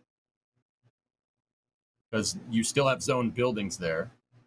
That was a 2-cell road. So yeah, there you go. Now you have to go to make a smaller road. There you go. 2-cell road. There's also there's also the fact that you may have also constraints somewhere else in the city that may be driving the traffic to go around that roundabout. Yeah. Wait, so should I connect it or no? Don't connect it. Just make it end like right next to it. Yeah, there you go.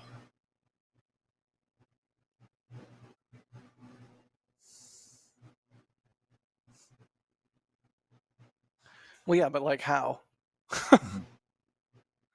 Yeah, that works, Ryan. Yeah. But like I've got. Can you enable on the traffic section thing? There's like a heat map, so to speak. It's gonna be here. Yeah. It's gonna be here. I mean, Alex, it's gonna be all red. I don't know what you want to see. Yeah. It shows. Shocked, I tell you, shocked.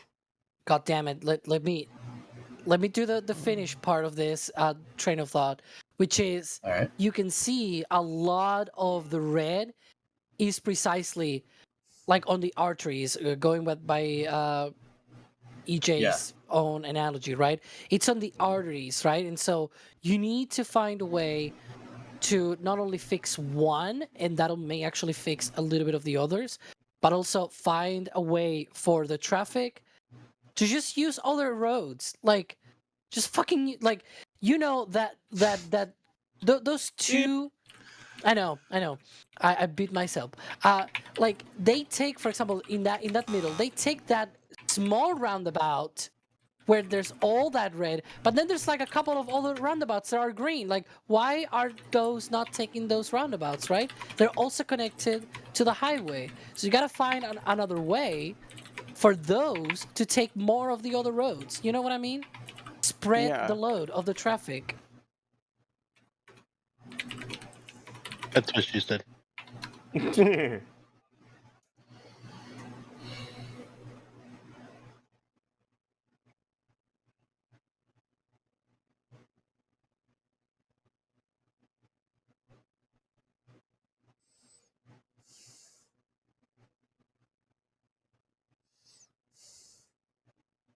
Making districts also I need helps to sometimes as take well. Jack's screen off screen for a second. I'll come back to it, but I just need to read some messages.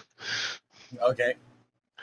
I mean, I think that was sufficient for the I exercise. mean, Jack, you know what we could do? What are you doing on Monday night, for instance? Nothing.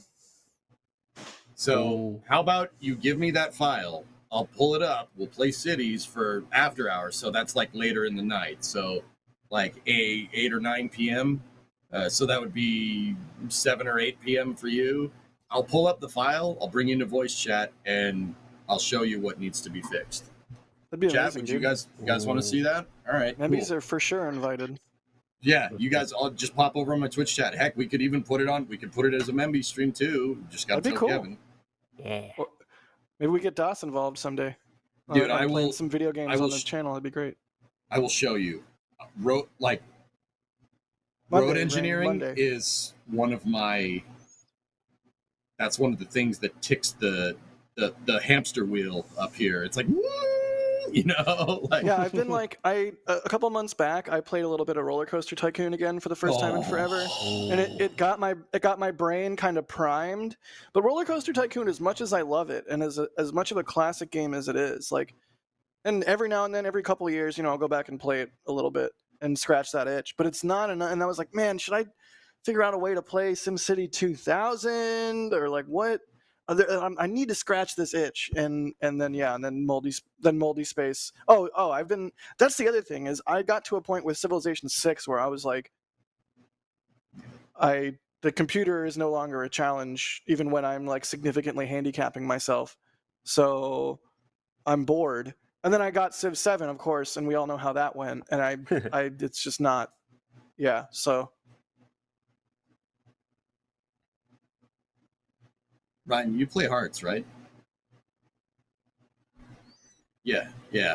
Dude, I love Hearts. Hearts is a really fun game.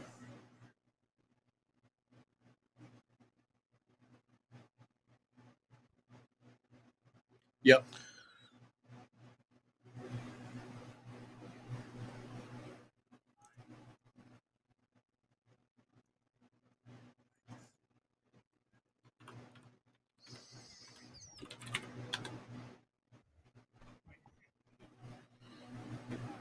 Dude, yeah. Oh, that it game, sounds. that It looks like game's mint. Membies can't hear Ryan.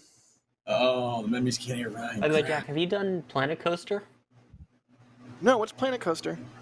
Ryan has played Hearts, guys. It's like and an Planet upgraded Coaster's version amazing. of Roller Coaster Tycoon. It's like the next kind of step up with better graphics and more control in the park.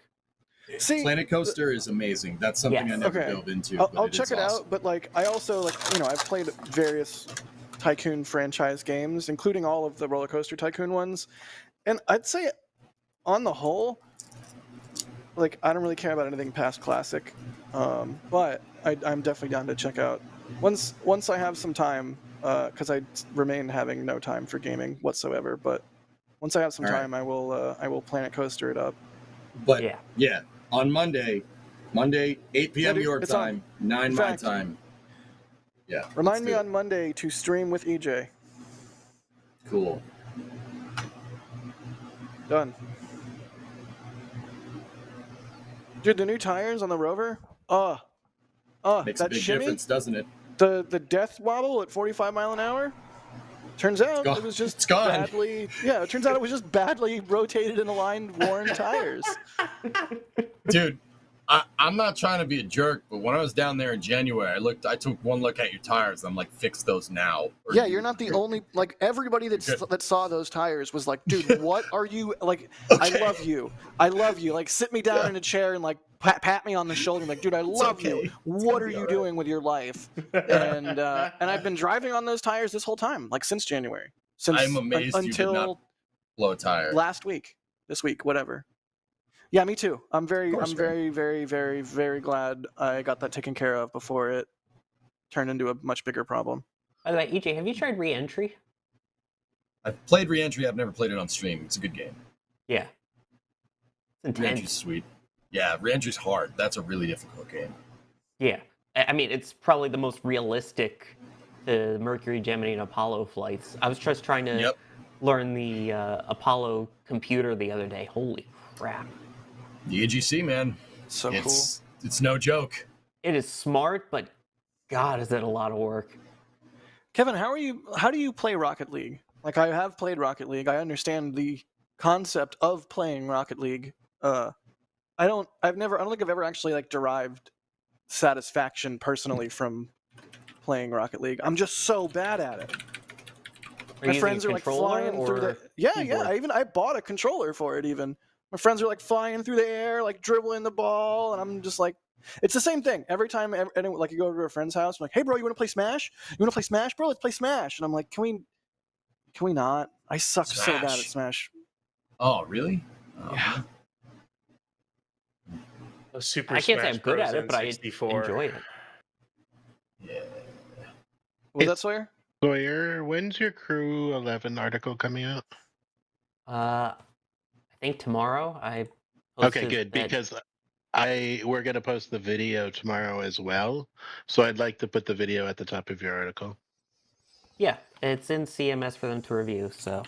Okay, sweet. Then I'll give the link as soon as I upload it to Hagen. Yeah, I just got to do Ryan's tweaks and stick the end card on it, so I'll do that once we're done here tonight and I eat dinner. Sweet. Okay, cool. Thanks. Before I go, ping me before you see me leave. I mean, you know I'm always here, but just ping me at some point, and I'll upload it and prep it, and then we'll get it in your article for tomorrow. Yeah, I'll ping you when it's done. It'll be up probably in a couple hours. Sweet. Jack, you ever played RimWorld? No. I'm familiar with those words and that's a game. I know nothing other than that. RimWorld is a real good way to get angry at the video game. No. I'm good. Eve. Oh, I have actually thought about playing Eve, but I'm also very much not a spreadsheeter, so. That's if you want to bang your head against the wall. What I really want to do is find somebody with a VR headset because I've been itching to play Super Hot again in VR. I haven't used mine in forever. Have you played Super Hot, Sawyer? No, I haven't. You might like it. I don't know. Hey, how you doing? I don't think I've ever played a single VR game in my life. Have you played Super Hot, EJ? No, I don't know what that is. You don't know what that is? Oh my God! Please, for the love of God, download it. Don't spoil anything. Just open it. Unbidden, and play it on one of your streams. Just be like, all right, I don't know what this is. Jack told me to play Super Hot, and then play it on your stream without going into it knowing anything. You already know too much. You're reading. I can see your eyes. What the hell is this? I Dude, know what game you're talking about. That is hard. It's such a fun game. Fun but hard. It's one of my very favorite games. I will say I also don't move very well, so I'm not great with a lot of VR games. But fair, yeah. Super hot. So good. Fluffy, you messed up massively in workers. You placing 2 apartment blocks. If I build 2 others and force people to move there, how bad will it end up for you? As long as they have all the services, it shouldn't be a big deal. But now I want to try Cities tonight. Dude, there's this other city simulator that I play, and you really only play it if you hate yourself. So, I play it a lot. It's Workers and Resources, Soviet Republic. It is a Communist City Soviet Skylines. Soviet city builder, dude. It is hardcore. That game is so difficult. I love it though. It's really fun because I like the difficulty. So like, Jack, listen to this. In Workers, like if you want to make a road, you place a road down. You place like kind of where you want it to be made. And then you need construction equipment. You got to buy the construction equipment. You need to buy dump trucks with gravel and asphalt, and you need to buy pavers and rollers and road graders and stuff. And the cool thing is like they leave out of construction depots that you have to build, and you can watch them move the resources around. You can watch them build the damn road. It's super cool. You can watch the workers and the resources? Yep. Dude, it's legit, man. I love that game. That's pretty cool. I think that's another one I've thought about trying, but I fear that one will suck even more of my non-existent time. Moldy knows what they did. Moldy knows that they burdened me with an addiction to City Skylines that I have no time to service. Yeah, that happens. And they are unrepentant. See? Yeah, see? They're unrepentant. Alex is leaving. Night, Alex, if you're still here. Bye-bye. Oh, did Alex leave? Yeah, he beats out.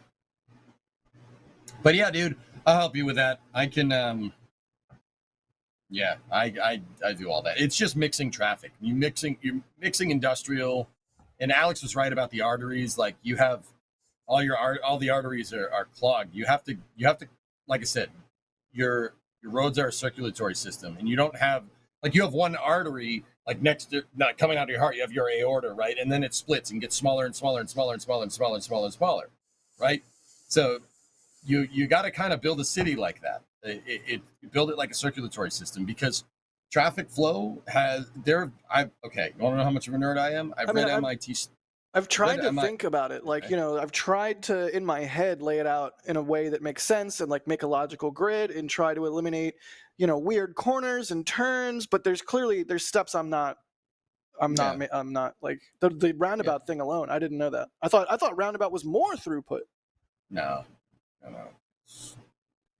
Yeah, it is and it isn't. There's things we could get that roundabout working. We could get it working. But it would require. Yeah, I'll show you, dude. I'll get that. I mean, you can make high capacity roundabouts if you really want to. Like, there's a lot of things there that I got to show you before we get to the step. Like, you can do it if you really want to, but roundabouts aren't the end all be all. Even at high capacity, if the second the roundabout saturates, it's useless. It is useless. It causes gridlock.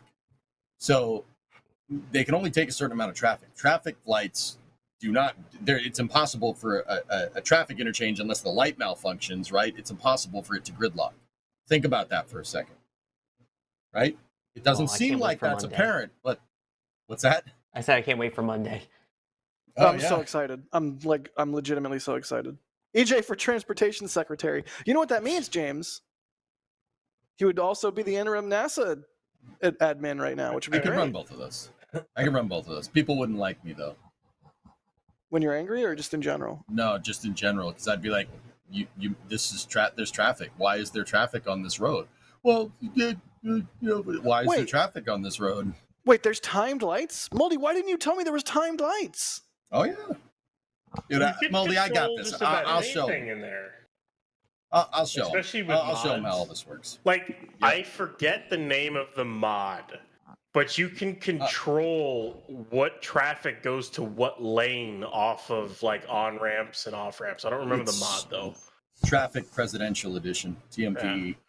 Traffic Manager Presidential. Moldy, can you just in case I don't get time to do it? Does Jack have Move It? Does he have the Move It tool? Cities is useless without that Move It tool. True. I'm useless, I should say. It is. I need to find out what mods to actually add to make it good. I can play cities with the Move It tool, and Cities 1 with Move It, and that's about it. And I will build some. I'll show you. I'll build some epic stuff. I've never used TMPE in any City Skylines playing, believe it or not. I figured out the stock traffic logic. The reason why I had a problem with it is That's because so EJ. yeah. The reason why I never liked I didn't do it the is, easy way. I brute forced it until it worked. well, I didn't I mean, yes, yeah, sure, but no, my reasoning behind not using Traffic Manager Plus is that the traffic in city skylines doesn't work like real life. It's not. Oh yeah, no, it doesn't. It's not a real life analog. So why would you use real life solutions? So my brute forcing was understanding how the traffic logic in Cities 1 works, and you can make it work without TMP. I mean, I don't know, guys. Chad, you guys, if you remember, if you're watching on my end, we built million-person cities, no problem. Like, we built all kinds of highways. I graded it, did all the ramps. It was mint. I need the Move It tool, though. Without the Move It tool, I'm kind of useless when it comes to building. I need a good list Alright, of good to mods know. from someone to actually put into mine. Moldy's working on a list. When you're done, you should share it in the gaming channel just so that everybody has that. Also, I'm sure we're going to talk about mods on Monday. I'm so excited, EJ. Yeah, dude, we'll tee it up. Dude. Now you want me to now I want to play it again. Do it, man. Do it. Chad, I'm reinstalling Cities 1 right now. Let's go. And uninstalling Cities 2. Heck yeah. Cool. All right, I think it's time for me to grab some grubby grub. Same. It was a All good right. show this week. Thank you guys. I can always count on my ever competent cohort of commentators to make the show work, even if I'm not like feeling like I'm particularly funny or interesting on a given day. We got your back, dude. You know that. We gotcha. Membies, thank you. Twitchies, thank you. Sawyer, EJ, love ya. Kevin, if he's even still here, love ya. See I you have guys. to be here. I have I was to going end to it. end it. Bye. And here we go.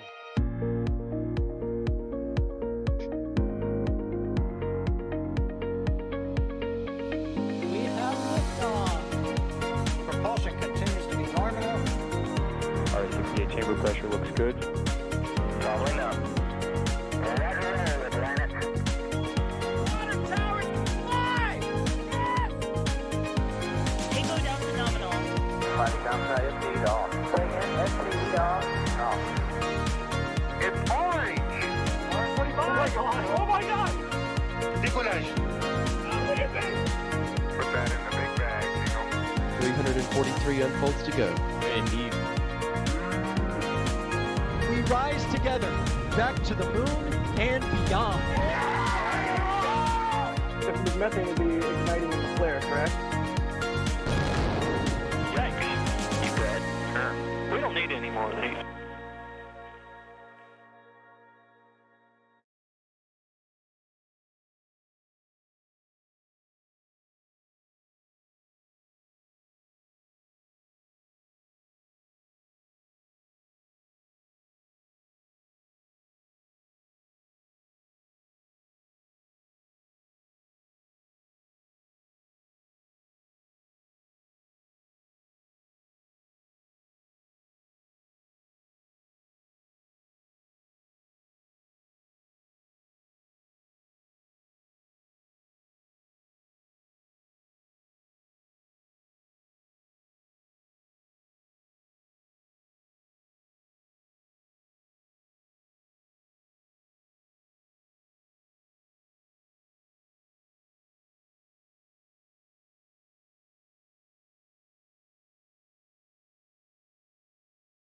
Oh, all right. I'm back.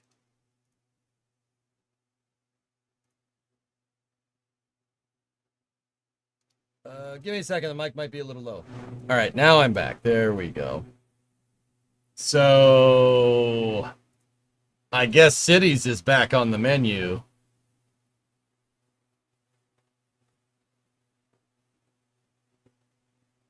I guess Cities is back on the menu, dudes. Cities 1 though. I'm not going to sit here and pretend like I'm just trying to re-implement my game schedule circa like 2017, but that's kind of what I'm doing. I mean, we already got Summer Car. Kerbal is back. Let's bring Cities 1 back. Screw it. Somebody, actually, dude, somebody in chat whispered that to me the other day. I'm like, I don't want to play Cities 2. And they're like, why not play Cities 1? And I'm like,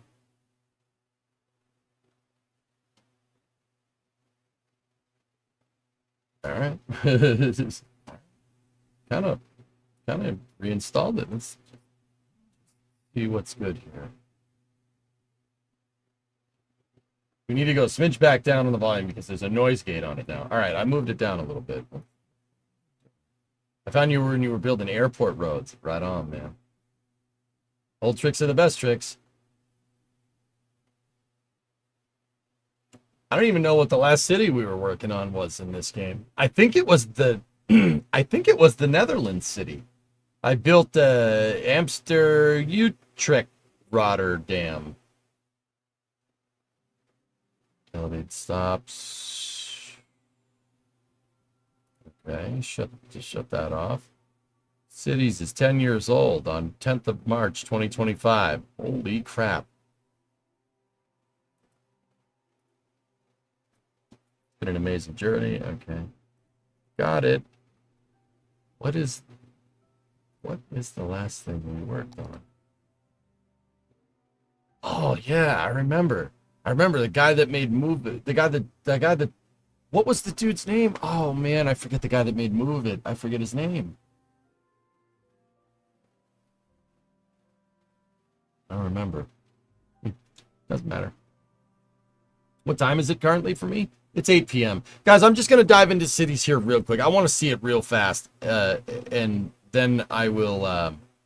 we're not doing racing tonight. I didn't tell Max to set up anything. I need to take tonight to just kind of, in the weekend, frankly, to relax. But we got Kerbal in cities on Monday. That's what's going to happen. Hell yeah. I just haven't played this in forever, dude.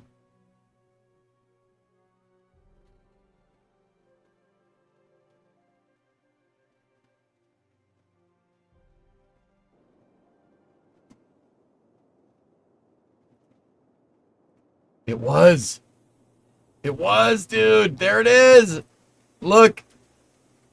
This is my Netherlands city. Not bad, right? Not bad. Cities in Kerbal. Dude, I want to go back to basics, man. I haven't... Rev, it took a while for me to kind of reconcile what happened to KSP in my head, so...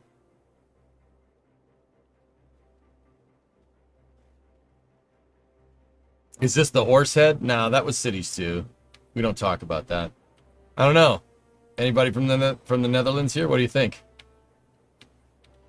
What do you think? Not bad, right? The underwater tunnel is Chef's Kiss. That is inspired from a tunnel that goes under the main channel in Amsterdam. I know because I saw it.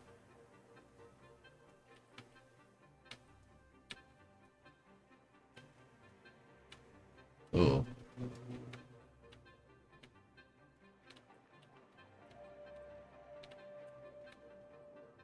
Holy balls, dude. That's what we were working on last. And I remember I made all this over here. We made all these interchanges. Stuff. And there's the tram depot. What did I name these things?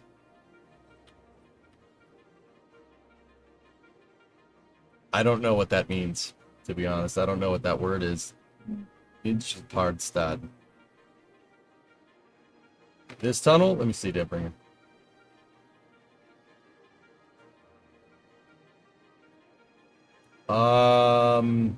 No, it's not that one. I know about that one. It is the one that goes under the Science Museum.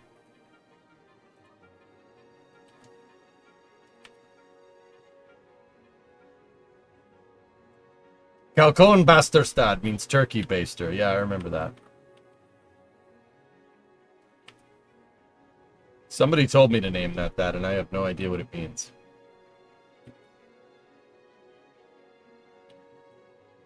Those buildings are on fire, so, you know, that's good. It's hippopotamus? All right. Bananenstad. Yes, Banana City. All right. I remember that. Rooster Dock? Speckstad? Bacon City, if I'm remembering right. Turkey Baster City.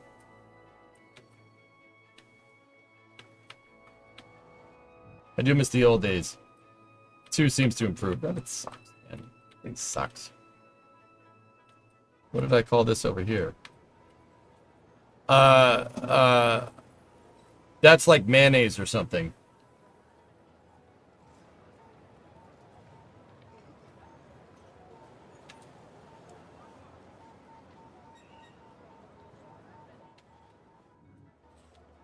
You must have been hungry naming all these. Something like that.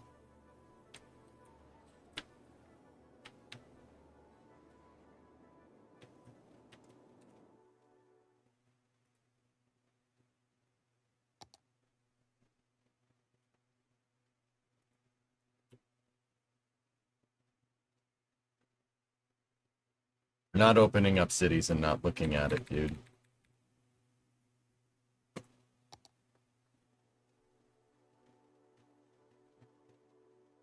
If you guys haven't seen this, this is my crowning achievement in this game.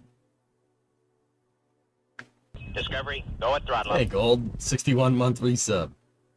Thank you. We've made F1 tracks before, Jared. Yeah, I had one of my cities I made a racetrack in it, and I thought it was cool, and I taught people about like racing track design.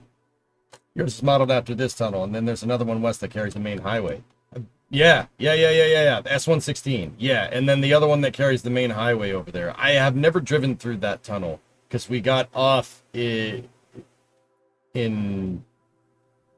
West Park, I think. I don't remember, but yeah. I think half your playtime was the city. Is this Epcot?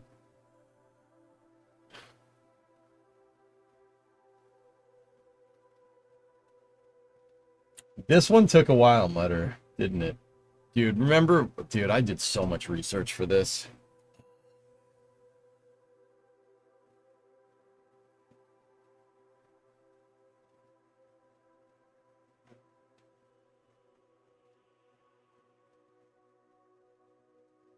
Oh, come on. Please load. Please load. Oh, no.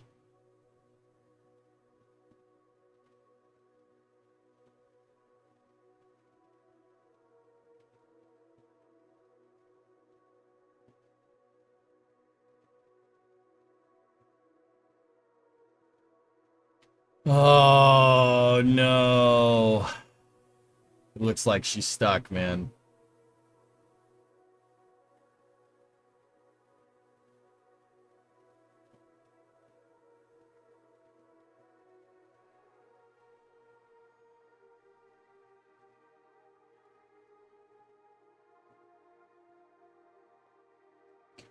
Let's see.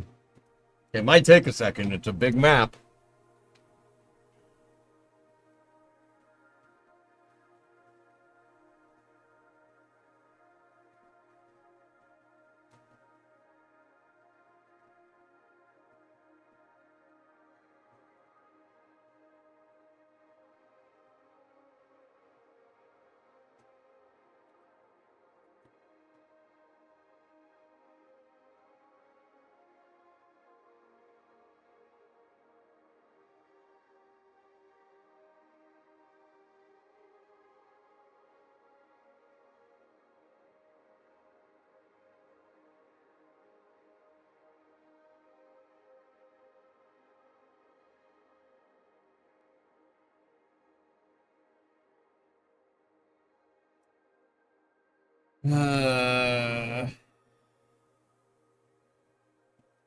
Oh, it's doing something. Yeah, RAM is still changing. It's doing something.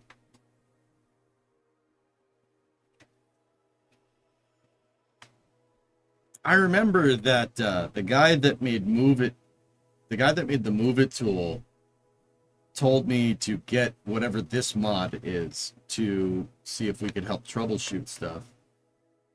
This has got to be mod compatibility, dudes. It's got to be.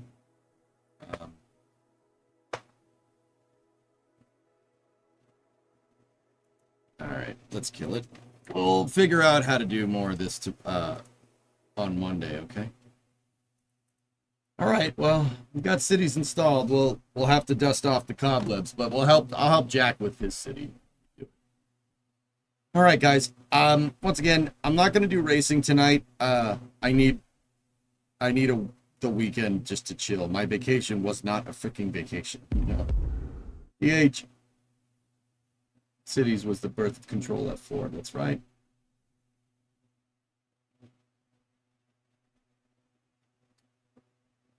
Okie dokie. It's fun playing all these old school games again. I will say we're gonna have fun with cities. It should be a good time. But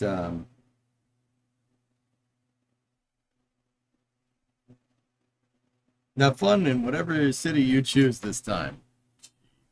Creepers. I think it's missing mods likes, considering when I loaded up the game it said you're missing mods, so we'll see. Anyway, guys, I hope you have a good weekend. I'll see you guys all on Monday. We'll do Kerbal, Space News, and Cities with Jack. That should be fun. So have a good weekend, everybody. Beezing out a little early tonight, but yeah, we're gonna get back into the regular schedule, dude.